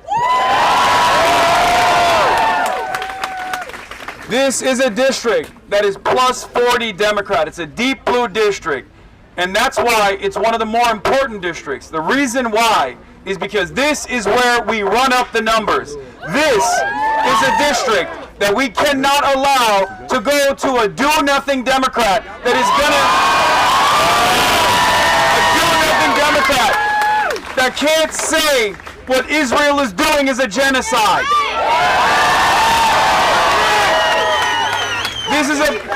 This is not just a battle that we are fighting against the Republicans, the fascists, the reactionaries, but we are also fighting for more responsive politics to make sure all of your voices are heard and all of your needs are met.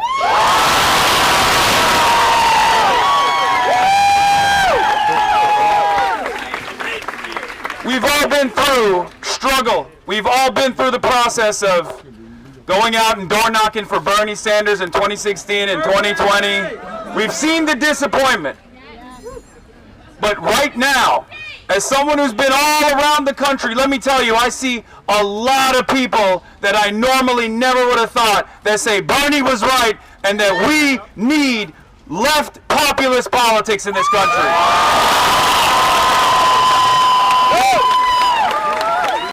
Responsive politics that says no to corporate money, no to corporate donors, and yes to ordinary Americans like you. A politics that will center the working class.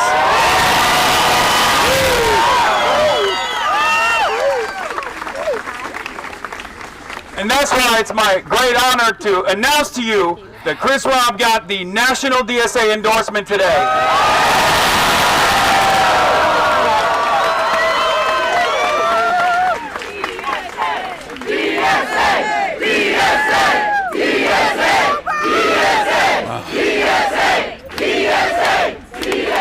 I better get one of those hats too. I got the New York one, but I need the Philly one too now.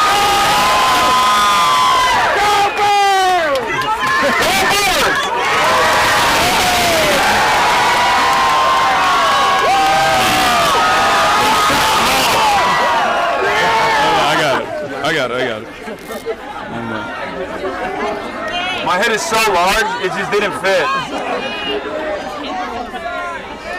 Thank you. Someone in the crowd said my head's normal size. Oh, okay. They're giving me a note. They want me to tell you guys that May 4th is the last day for registration, the last day for mail-in, and you got to go to chrisrabb.com. That's chrisrabb.com to donate. To make sure that you donate to responsive politics, the politics that centers you, the working people, because guess what?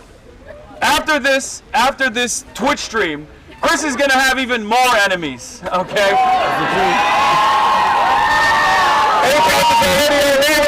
APAC is already all over this race. They do everything in their power to undermine democracy. That's right. Can I get a fuck APAC? Can I get a free Palestine? All right. Thank you so much, everybody. Standing up? We're gonna do a selfie. Okay. Yeah. Thank you. Oh, we'll do like, oh yeah, bet.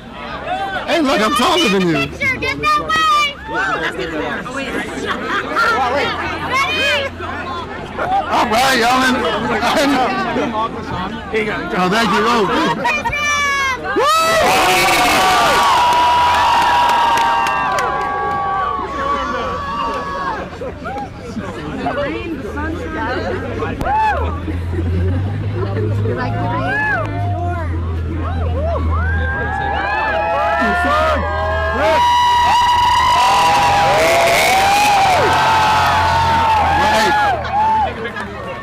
I definitely got it. All right. Charmander or Squirtle? Charmander. What's up, people? 2 on 3. I'm too scared. Why are you? What's that? Hasan, now Mark. Oops, sorry. Sure. I don't know how I'm gonna carry it, but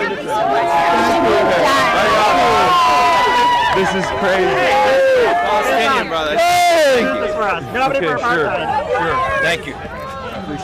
Hey, what's up, my man? I gotta go. I'm sorry. What's up, my man? Thank you so much, Rabb. You got it.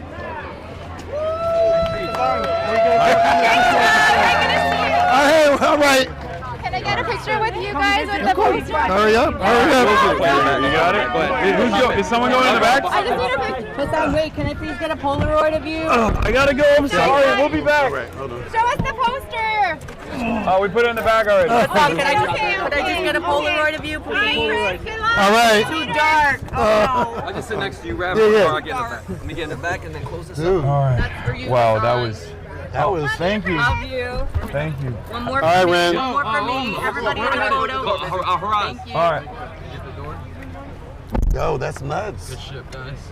Yeah. I guess that's a regular Thursday for you, huh? No. This is Pretty good. Yeah. this is a little bit extraordinary. Yeah. Wait, March. Are y'all going to Haraz next? Yeah. Yo, guys, real quick. I know you want to do more interview questions, so we can kind of chill here. Yeah. Well, let's just drive to the other spot, and then we'll figure out a different. How you doing? I'm doing great. Yeah. Yeah. It got wet, so I have no idea. You good? Yeah, I think it's fine.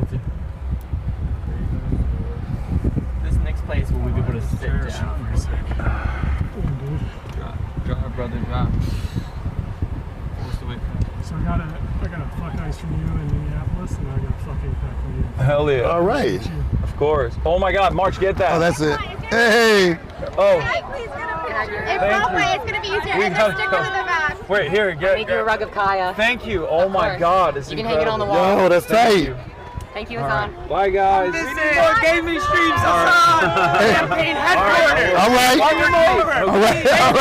I'll show you Michael Brooks. Sure. You want me to sign it? Michael Brooks, yeah. Thank you. Here, hold on. Before you leave, hold on. Let me sign this real quick. God damn. What's up? Can I get a quick selfie with you guys? Of course. Here you go. I love you. Preston Power, brother. Thank you. Here's the. You got it? All right. All right, we gotta pull out. All right. We gotta pull out. Don't Wait for White Car anymore. All right. Go, Momo. Like he can follow you. He doesn't know the direction. All right, watch out. Be careful. Be careful. All right. I'll see you again. Hasan, if you want to interview Mumio, Abu Jamal. All right, I can get you in contact. All right. Okay. All right. Oh my God, dude. Oh my, I can't. We gotta go. Dude. It's that security guy. We're singing forever. Does he want me to get up? No. Jameer, what's up, my man? Hell yeah. All right, Temple in the house. All right, watch out. All right, be safe, folks. All right. Mutual aid. We need food. All right. All right, brother. Hey, good to see you. What's up, my man? Always helping homies, man. We're just trying to I know, I love it. feed Philly. Thank you, brother. Talk to y'all. Hasan, peace. Bye, guys. Oh my God. Oh, homies helping homies. Oh yeah, Point Breeze. Good shit. Good shit. We got your hat. You know. No, that's your people, man. Yeah. That's not my people. That's your people. I didn't know that until. They're here to see you. I'm not. This is new for me. So. Yeah. This Well, I'll is- get used to it. I was talking to Zoran the other day. He was like, the first time we ever hung out, people would keep mobbing you when we were doing, when we were walking in the streets of Astoria. And now, and at the time I was thinking, I didn't realize that would be what my life would be like. Yeah. So get used to it. Inshallah. Inshallah. Shake your camera, Chad. Get us locked going on. I'm more concerned about my sons. That's all. Yeah. They're. Wow, this rain got crazy out of nowhere. This next place we're going to, are we gonna like sit down or what's the plan? There's a fundraiser, right? Yeah, this next one is like primarily students who are not super politically active, and they're all volunteering. So we got like a group of probably like 40 or 50 students there who are going to be like super volunteers. Yo, what's this? So it's like a tea coffee spot. idea.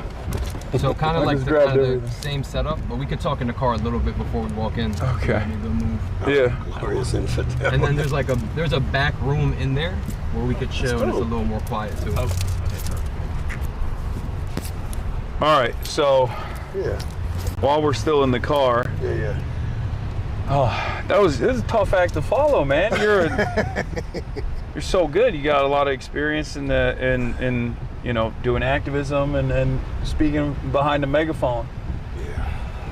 Yeah.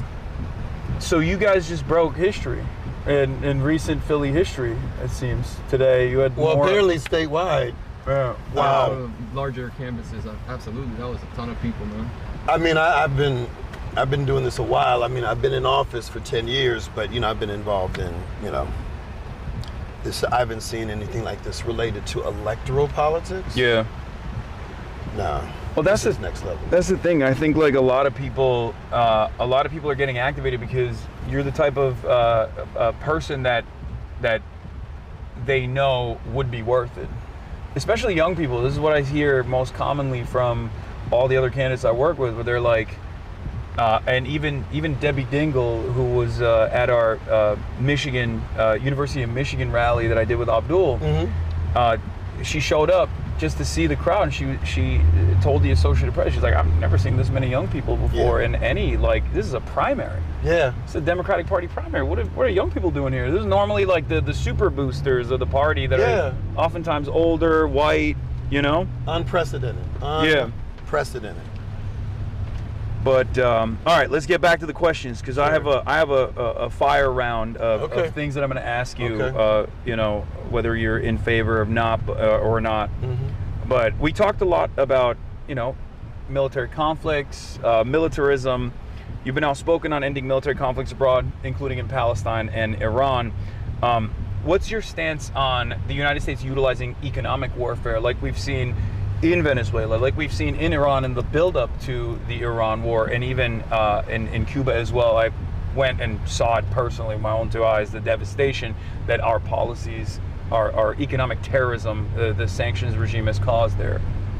Well, I mean, I think it's important for people to know that the reason we go to war is for economics. It's not to expand democracy or whatever. U.S. imperialism, and imperialism generally, is the tip of the spear for corporations, right? And so it's always connected, right? You can't disconnect that. It's always about the money through military domination, right? And so that's how it works. You get a foothold in these other nations, and you extract, and then you control their political systems. You kill the leaders you don't want, you put in the dummy ones, and then we don't have the foresight to say that might come back against us. That's what happened in Iran, right? All the things that we're now fighting are things that we caused through imperialist policies. And so we always have to, that's the norm. Yeah. Do you believe the United States should abandon the posturing of tariffs and export bans and the like, and instead collaborate with countries that we've previously considered foreign adversaries, even countries like China? This is something that I talked to Matt Duss, who has an advisory role in AOC's foreign policy as well. And there's this new school of thought in American foreign policy that's growing with the Quincy Institute and the like, where they think that a collaborative approach to countries that we have previously ordained as foreign adversaries is probably the best path forward. How do you feel about that? I agree. And the tariffs policy of Trump is not even a Republican policy. It's a Trumpian policy. There are plenty of Republicans who know that this is not the appropriate path, right? Because of political domination, their voices are muted. Just like America First conservatives. They don't want us in Iran. It's not, you don't have to be a leftist to realize we have no business being in Iran. Like, and that's an opportunity to work across the aisle, right? Because you got to meet people where they are and realize you may not agree on 90% of things, but that 10% could avert a third world war. And that's how I've been successful in the State House. I've had to work with folks who have radically different views than me and meet them where they are. And, you know, like, that's the thing, that corporate media and establishment folks, they don't want us to talk. They don't want me validating you, and they don't want you validating me, because they're afraid that if we find a common cause, that we're going to disrupt things, and we are. And you and I don't have to agree on 100% of things. I don't agree with 100% of my closest friends and family. That's okay, but where we are united. Well, that's your organizing background, because you've done this a lot. A lot of people, even young leftists, don't understand this. Like, I try to communicate to them, like, you're not always going to agree on everything. Like Bernie, I love Bernie. I don't agree with certain things that Bernie does, but it doesn't matter, because, like, I know what he means. I know what he means to this movement. I know what he's working towards, and I agree with the ultimate goal there. And even if we don't agree on every single thing, it doesn't matter. Right. Absolutely. Absolutely. We can't have this purity test, and the purity test is always put on us on the left, never on the right or moderates. It's never there. And I don't accept that. And it's interesting. That the journalists who bring this up, they say, well, people say. I'm like, well, who are these people? Are you saying it? I haven't had people say anything about why this is problematic. You're bringing it up. But if you have an issue because you are an extension of corporate media, tell me what issues you have. Because they're also interviewing people who may have repugnant politics. So how are you doing that? Like these double standards? Yeah, they have Randy Fine on, which, by the way, I don't think I'm in the same vein as. Obviously, there's no moral equivalence there, but we saw why they're afraid. Yeah. We saw why they say I'm such a dangerous radical. It's because hundreds of students, hundreds of Gen Z, like people who are much younger than the average person who's normally invested in the primary process, especially in the Democratic Party, are coming out and getting activated, getting primed. Obviously, they wouldn't do that if there wasn't a candidate that's not worthwhile. They're not going to do that for every single person, right? They're doing it because you identify a lot of the problems and you choose to solve those problems, and it's like unheard of, unfortunately. And there's a convergence of interest. Yeah. We're not leaving it. We're still doing an interview. Yeah, there's a convergence of it. You couldn't do this if you were here for a corporate Dem. But you wouldn't be here if I was a corporate Dem. Exactly. Right? So that convergence is very scary.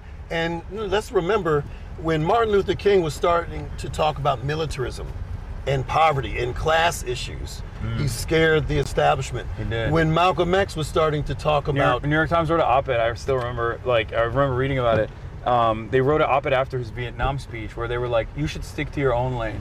Yep. Talk about black issues instead. That's Don't right. talk about this stuff. When you're talking about... No, we're not leaving yet. But when we're talking about collective liberation and how we have to bring all people together, that's when they got very nervous, and Malcolm and Martin were getting really close. We saw what happened. By the way, Malcolm X's birthday is the primary day, May 19th. Oh, wow. Well, hopefully it'll be a good birthday present. Inshallah. Yeah. So we were talking about finding common ground. It seems like a lot of the policies that you have embodied, a lot of policies that you've advanced, including restricting ICE all the way back in 2017 and calling for its abolition since then, is now being championed, or at least being channeled by even your opposition. Stanford specifically, I believe, is also calling for the abolition of ICE. Do you think that there is sincerity there? Do you think it's more so just like responding to what the overall interests are? And what's your plans to protect immigrants from being thrown in the camps and deported to countries they've never been to? Do you support community members independently tracking ICE and engaging in like neighborhood watch and things like that? Oh, hell yeah. Oh my goodness. And one of the issues I have with liberals is they're upset at what's happening with society and so forth. And they say, this is unprecedented. But that's deeply disrespectful to folks from communities of struggle like me. As an African American, when I was saying before about how my 16 great-great-grandparents were born into states where slavery was the state law, we had to organize ourselves in those moments to protect against deputized white men who would rip apart families after the 1850 fugitive slave law. So we didn't know who among our neighbors was there to stand up for us or there to strip us apart and then send us into slavery down south. And that's what's happening now, right? It's the same thing. It's an iteration of the same forms of systems of oppression. And we have to understand that this is rooted in the very fabric of our nation. So absolutely, we need to make sure that we are not held hostage to a group of lawless thugs in masks.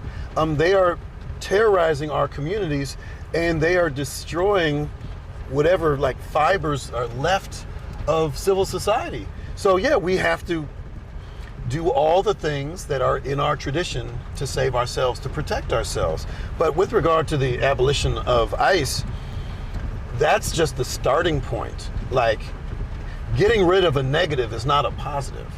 We also have to dismantle the immigrant concentration camps. And people don't understand that they weren't always there. It's only been around for like 25 years. Yeah. And it was created, it was a false flag. It was created really just for profit maximization of corporations, because most of this is farmed out to major corporations who give to Republicans and Democrats GEO alike. and other for-profit prison companies. So we got to get rid of those, but we also have legislation already introduced by members of the Congressional Progressive Caucus that look at ways of creating an immigration system that is humane, efficient, and just, right? Like, there are ways we can do this, and that's one of the reasons I'm interested in going to Congress, because progressives already doing the work in Congress, they need reinforcements, right? So there are policies that can address this. It's one thing to stop a bad thing. It's another to build comprehensive, substantive policy that keeps communities safe and allow immigrants to have wraparound services, housing, healthcare, et cetera, which is more affordable than putting them in cages, actually, and it's not profit driven either.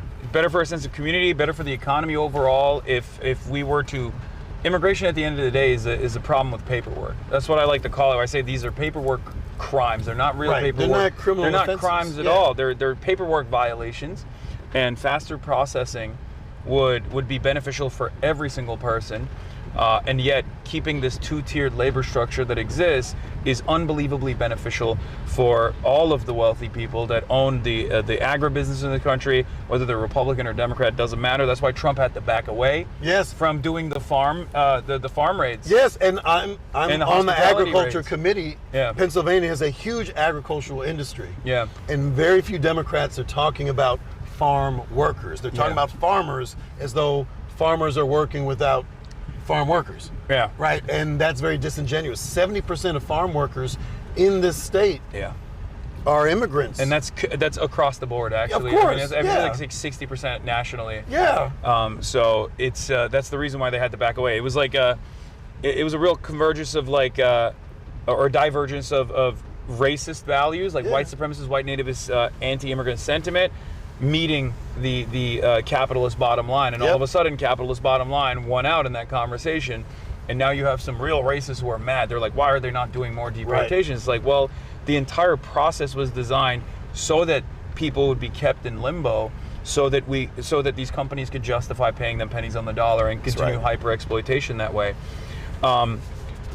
There are some other questions that I have as well about. I'm going to do a rapid fire round, and I'm going to do the Zoran method, as I like to call it. Like, what are your 5 top line policies? So think about that right now. But before we get to that, there was what else was I going to ask you? I had what were we just talking about? We're talking about immigration. Yeah. There's this concept, I feel like, that rears its ugly head every time there's like signature legislation, rotating villains, right? We saw that with Goldman in the War Powers resolution that couldn't pass by 1 vote. Right. And I think he's retiring, if I'm not mistaken. Yeah, I think so too. And that's precisely the reason why they were able to find that 1 vote. I do think that internally there's a whipping process, or there's at least like a collaborative process from leadership of the party that finds those safe seats, oftentimes, where there's just enough Democrats that will vote alongside the Republicans to stop key pieces of legislation. We have the cinemas and the Joe Mansions, and they certainly exist in the House of Representatives as well. Do you feel like the reason why they're coming after people like yourself, coming after someone like myself as well, that offers a platform to candidates like yourself, because we're doing away with the rotating villain structure? And do you have an opinion on how to address the rotating villain system when you are in Congress? Well, I'm unbought and unbossed. And that's a very dangerous position for someone like me, because there are not many of us who get elected and stay elected against a very powerful democratic machine where incumbency is the ideology. The ideology of any machine, whether it's Democratic or Republican, is incumbency, is concentration of power. So if you have folks who have independent thought, who are not compromised by moneyed interests and insiders, they can't know if their influence is going to work when they want it to work the most. And that's very scary to them, because they're used to controlling people. And that's why I don't have any support from the political class. Yeah. That's why. It's not because I'm a dino. It's not like I'm voting with Republicans or I'm lazy or corrupt or stupid. None of those allegations have ever been made against me. The biggest critique I have is I won't work with them. Yeah. But I'm not going to be complicit in an agenda that doesn't serve the people. If it's just about concentration of power, why are you Democrats? Like, what makes you any different than the folks you are claiming are evil or the problem with America? You're doing your own version of autocracy in the biggest city, in the most consequential swing state in the country. Yeah. And I can't be a part of that. And again, my allegiance is not to party, it's to people. And that also scares them. So I have legislation for open primaries. They're particularly with young people. If you're 35 and under, the chances of you being a Democrat or Republican are very low. Most folks are independents, but in Pennsylvania, you're not allowed to vote in the primary if you're an independent. But many young people do not want to affiliate with the Democratic Party, even though their values more align with them than Republicans, because they understand the Democratic Party takes them for granted, does not listen to their, like, we went through this with the uncommitted movement. Yeah. Right? They're like, Democrats, we will vote for your candidate if you show the spine to say this is a genocide. They said, we will vote. It's not about voting for Trump, but we're not going to give you our vote unless you fucking earn it. And Democrats said, fuck you. They did, yeah. And that also creates a lot of apathy. So I think what a lot of people don't understand in the party system, in the National Party, in the DNC, is that candidates like yourself are breathing life back into that political movement and making people more politically active. But they're so invested in winning by their own design, or even losing by their own design, like Kamala did in 2024, that they don't mind if there's tremendous voter apathy, but then they'll turn around and say, oh, well, we don't know what happened. Why didn't you vote for us? Harm reduction voting. That's not how it works, right? Right. And people want to vote for something. Right. And they're blaming. That's the piece that people still don't get even now in this moment. They do not believe that young people will show up. They believe that young people are apathetic or disinterested or uninformed. No, that's the absolute opposite. They care about folks who care about them. Why would you give up your political capital and for someone who doesn't respect you, who doesn't see you and embrace your values? That makes perfect sense to me. So one last question before I get to the final round, because we have do we have time still? Are we good? We can do a couple more questions. Okay, all right. Around 40% of all jobs in your district are susceptible to be displaced by AI. They can be automated away. How do you plan on ensuring the residents of Pennsylvania's 3rd District can continue putting food on the table if and when that happens? And do you support data centers being built in Philly? Oh, hell no. That's an easy question. I believe we should have a national moratorium on the construction of data centers. Here's what people don't understand, and you kind of led into it when you started by saying there's 40%, worker displacement in this congressional district.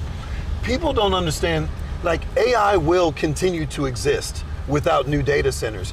The reason they're expanding capacity is to find more ways to more quickly displace as many workers as humanly possible to maximize profit without for the people. Without the regulatory bodies catching up to it as well. Exactly. Yeah. So the goal of the data center construction is not to affirm AI, like a technology can be used for good or bad. Yeah. The example I give is the cotton gin. People say, oh, we need innovation, we need growth. Innovation and growth came through the adoption of the cotton gin, and so it created great wealth and great productivity, worker productivity. The problem was the workers were enslaved, and because of the adoption of the cotton gin, it meant that black people would now think that they would never be free, or their grandkids, because they were making their white owners so much money. So the fact that black folk freed themselves and we saved ourselves when no one thought it was possible is a tribute to organizing, right? And it goes to innovation. Innovation is only as good as what the value of it is. So if it's profit maximization, I don't care how innovative it is. Yeah. If it's towards justice, I'm down. So AI can be used for any purpose, but the reason we're expanding its capacity, not we, Wall Street, corporations, is because they want to get rid of as many workers as possible to maximize the profit for the billionaire class. Yeah. And so that's why we should stop it. Even if that weren't the issue, we'd have environmental issues, right? The water supply, utility bills, other displacement. Ethics as well, like where is AI being used, dangers of misinformation. All of that. All of that would be addressed, hopefully, after a moratorium rather than going all in on AI in this way. Oh, and you know what's also interesting about that? Some of the folks who were sounding the alarm, who were technologists, brilliant people, many of them were black women. And they were ousted by Google and Meta and so forth, and they were sounding the alarms and they were not being listened to. And so when we have to make sure that we listen to voices in communities of struggle who may not be centered in these conversations, but whose brilliance must be affirmed. And there are articles about these women who were talking about the ethics, who were talking about the inherent biases in AI and how it's going to hurt us if we don't do that due diligence. Okay, last question before I get to the Zoran one. You've been outspoken about Obama's failures in handling the 2008 financial crisis. What do you believe Biden did wrong in his presidency to get us Trump 2?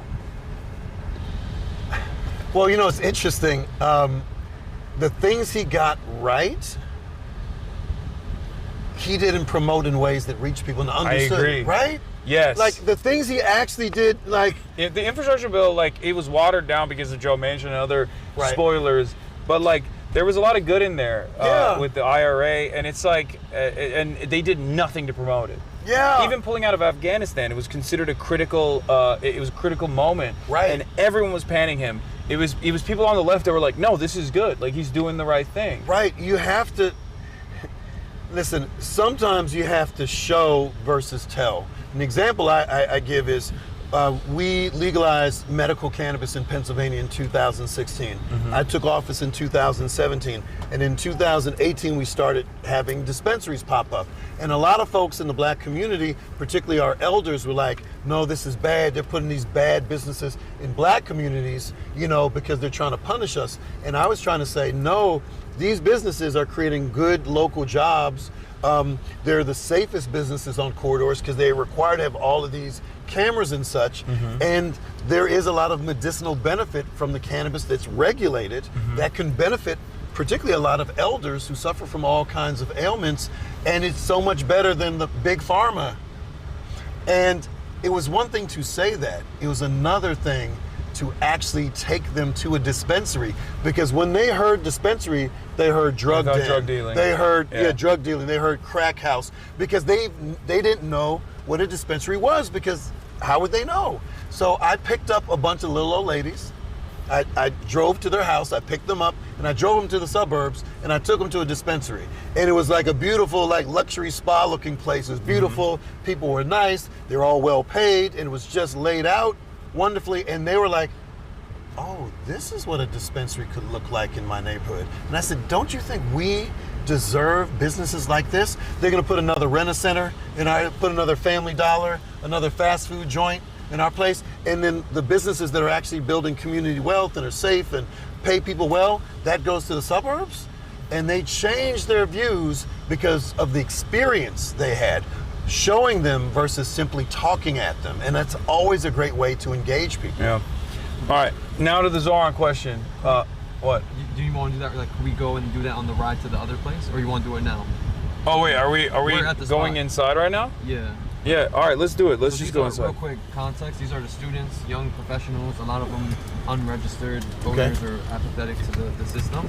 So they're all out here. So definitely hit like May 4th deadline for voter registration. Okay. And yeah, anything else to vote. Okay. Are we giving speeches again? Rabb has to. You don't. Okay. I can do it. It's fine. Yeah. All right. Hell yeah. Everybody here. All right. What's up, people? You saying? Go ahead. All right, what's up? Hey, what's up? Hey, what's up, little man? How's everything going? Good. I love you. Thank you so much for what you do. What's up, my man? What's up? Huh? Right here is fine. Right here is fine. Right here. Yes? Okay. Damn, this is amazing. Wow. Hey, folks. How you feeling? I'm Chris Rabb, and I'm running for Congress. And this is Hasan Piker. This is amazing. I'm told that right back at you. He's vibing. I'm loving it. I understand some of you are fairly young. Is that accurate? Some of you are maybe newly registered voters. Some? Soon? Raise your hand if you're about to register to vote. Raise them a little higher. Let's show some love for them. I want to address those of you who are about to register to vote. I've been voting a long time. Gosh, almost 40 years. I don't need you to pledge allegiance to a party. I want you to hear me when I say that. This is not about you becoming a Democrat or a Republican. This is about using the systems that allow you to express your voice and your values when it matters most. Because when you vote, you will determine the trajectory of this city, this state, and this country. And young people will determine who wins on May 19th. That is my prediction.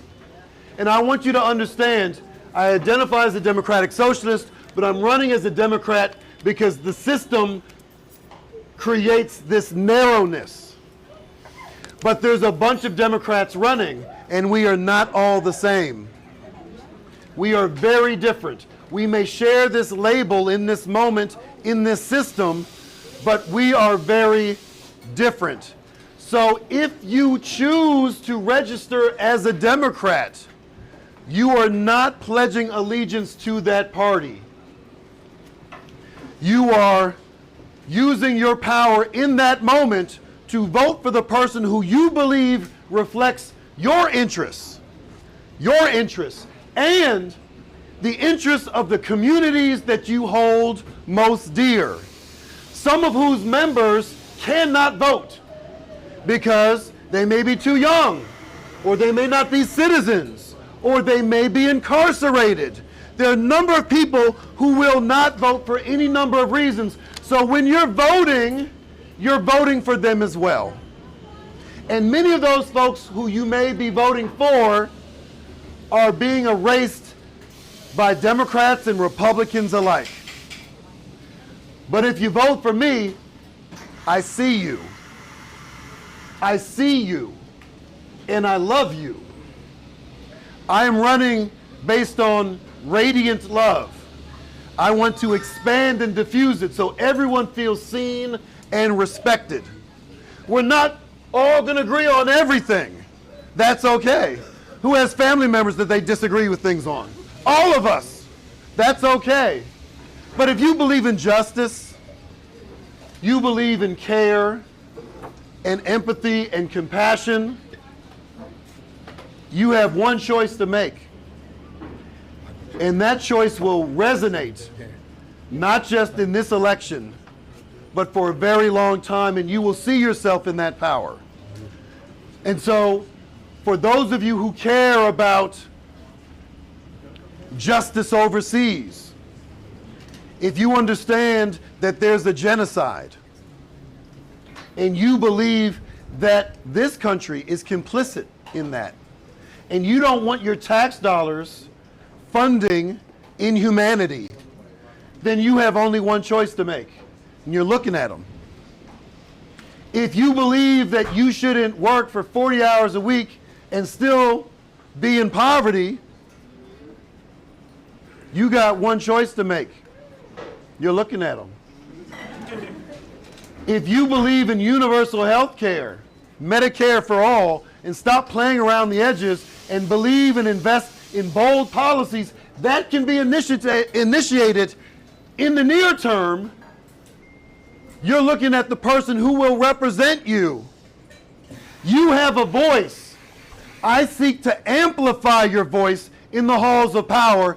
And the reason you should feel confident that I will be accountable to you is because my campaign is funded by you.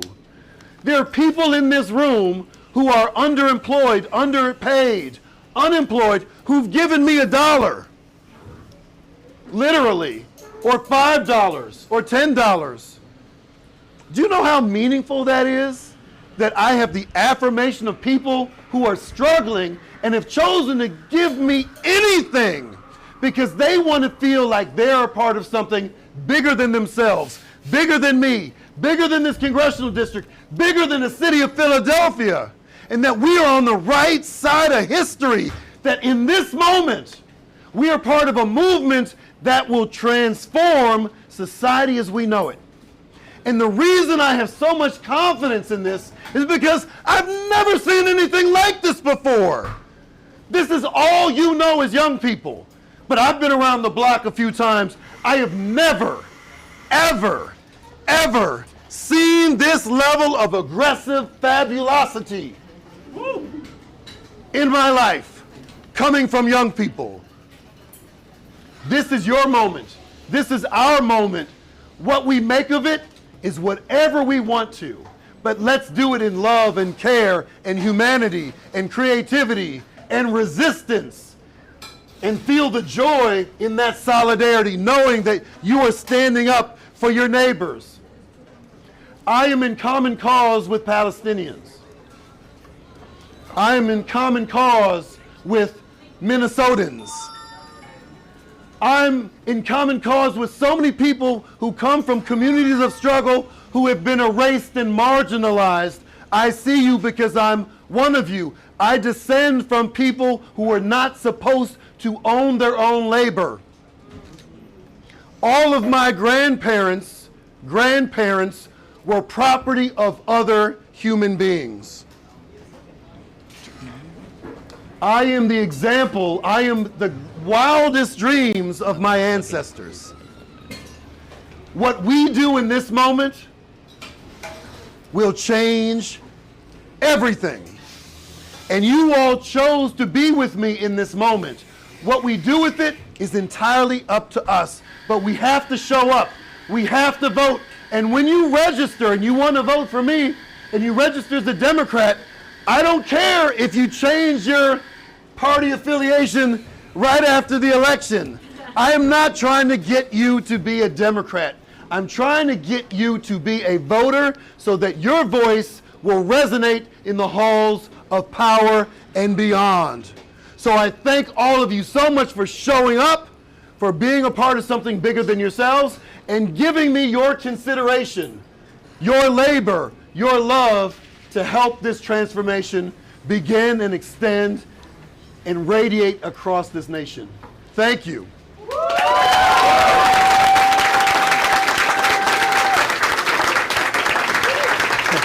I've never seen anything like this. So this is nuts. Real quick, because I know everybody's waiting for Hasan, so I got your attention. Laundry list. May 4th is the last day to register to vote. So if y'all aren't registered, we got a few days left. What day was that? What day? May 4th. What day? May 4th. Or if you are registered and you have family members and friends who aren't registered, help them get registered. Also, as y'all know, APAC and the corporate PAC money is coming into the district.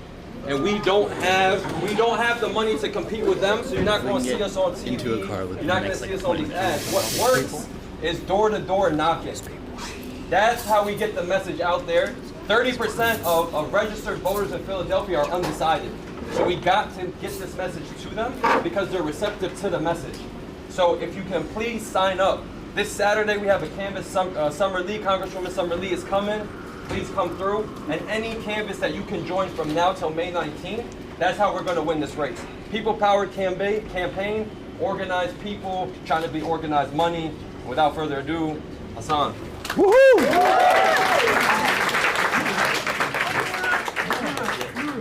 All right, is everyone having a great time today?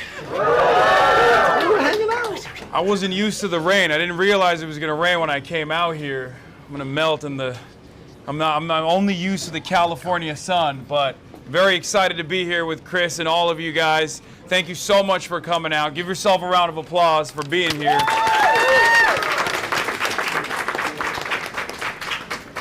I assume many of you went out there and protested if you're students over the last 2.5 years as Israel was committing a genocide with our tax dollars, as the Democratic Party looked on and decided not to listen to your voices and your just demands, right? Shame on them. That creates a lot of apathy. It creates a lot of apathy when you go out and you door knock for Bernie Sanders, and the party does everything they can to make sure he doesn't actually win the candidacy for the Democrats. It creates a lot of apathy when you do the uncommitted movement, when you say, look, we got one voice. There's an election cycle going on. You have to listen to our demands. We will not vote for you if you continue committing a genocide. And the party says, no, we will win or lose, but we will win with our own design. And then they end up losing, and things get much worse. Donald Trump becomes president. A lot of people in my community have also had apathy. However, with people like Chris, with the other candidates that I'm promoting, with the other candidates that I go out and talk to, I see a lot of hope. The reason why I see a lot of hope is because I think a lot of you also understand that candidates like Chris represent something different. We all know the Republicans suck. We all know they're racist, they're monsters, they love the Epstein class, they love waging war, they love corporations. But the Democrats, some of them also love the very same things. They don't love you. They don't care about you. They don't care about your interests. And that's precisely the reason why letting your voice be heard in the primary system is almost as important, if not more important, because the Democratic Party's primary is what determines the trajectory of the Democratic Party. If you're angry because there's people like Joe Manchin, Kirsten Sinema, people like John Fetterman. Don't say the F word. Not a lot of Fetterman fans in here. Well, he's no fan of mine either. He's always on Fox News yapping. But if you're mad that there are politicians like this that constantly ruin whatever kind of agenda that even the Democrats claim they care about, if you're mad about the fact that there are rotating villains in the party, where they always find just the right amount of votes to make sure that we can't put a check on Donald Trump's aggressive warmongering, where if you're mad that there's never enough money for health care in this country, but unlimited funds to bomb other countries, well, you have an opportunity to make that change. You have an opportunity to let your voice be heard. For far too long, people have been told, myself included, that we have to vote for harm reduction. We have to vote because we have to vote against the Republican Party. We all know the Republican Party is bad. But you now have an opportunity to vote for something. And not just Chris, but you have an opportunity to vote for Medicare for all, knowing full well that he's going to fight that battle for you. You have an opportunity to vote for a jobs guarantee, endless militarism, ending the endless militarism, to make sure that every single dollar that we spend on new ways to murder children overseas can be spent here taking care of our children, taking care of your family members, to make sure that instead of spending all that money blowing up schools overseas, we spend that money on building schools right here. And this is a universal value that many of you share, and that's precisely the reason why the vote that you cast is not just for Philadelphia, it's not just for Pennsylvania, it's not just for even places like myself in Los Angeles, California. It's for people overseas as well. It's for everybody else. So I'm very happy and very honored to endorse Chris and be here with him and get to see all of you. And I'm very excited to see what we can do with a more responsive politics in this country. Thank you.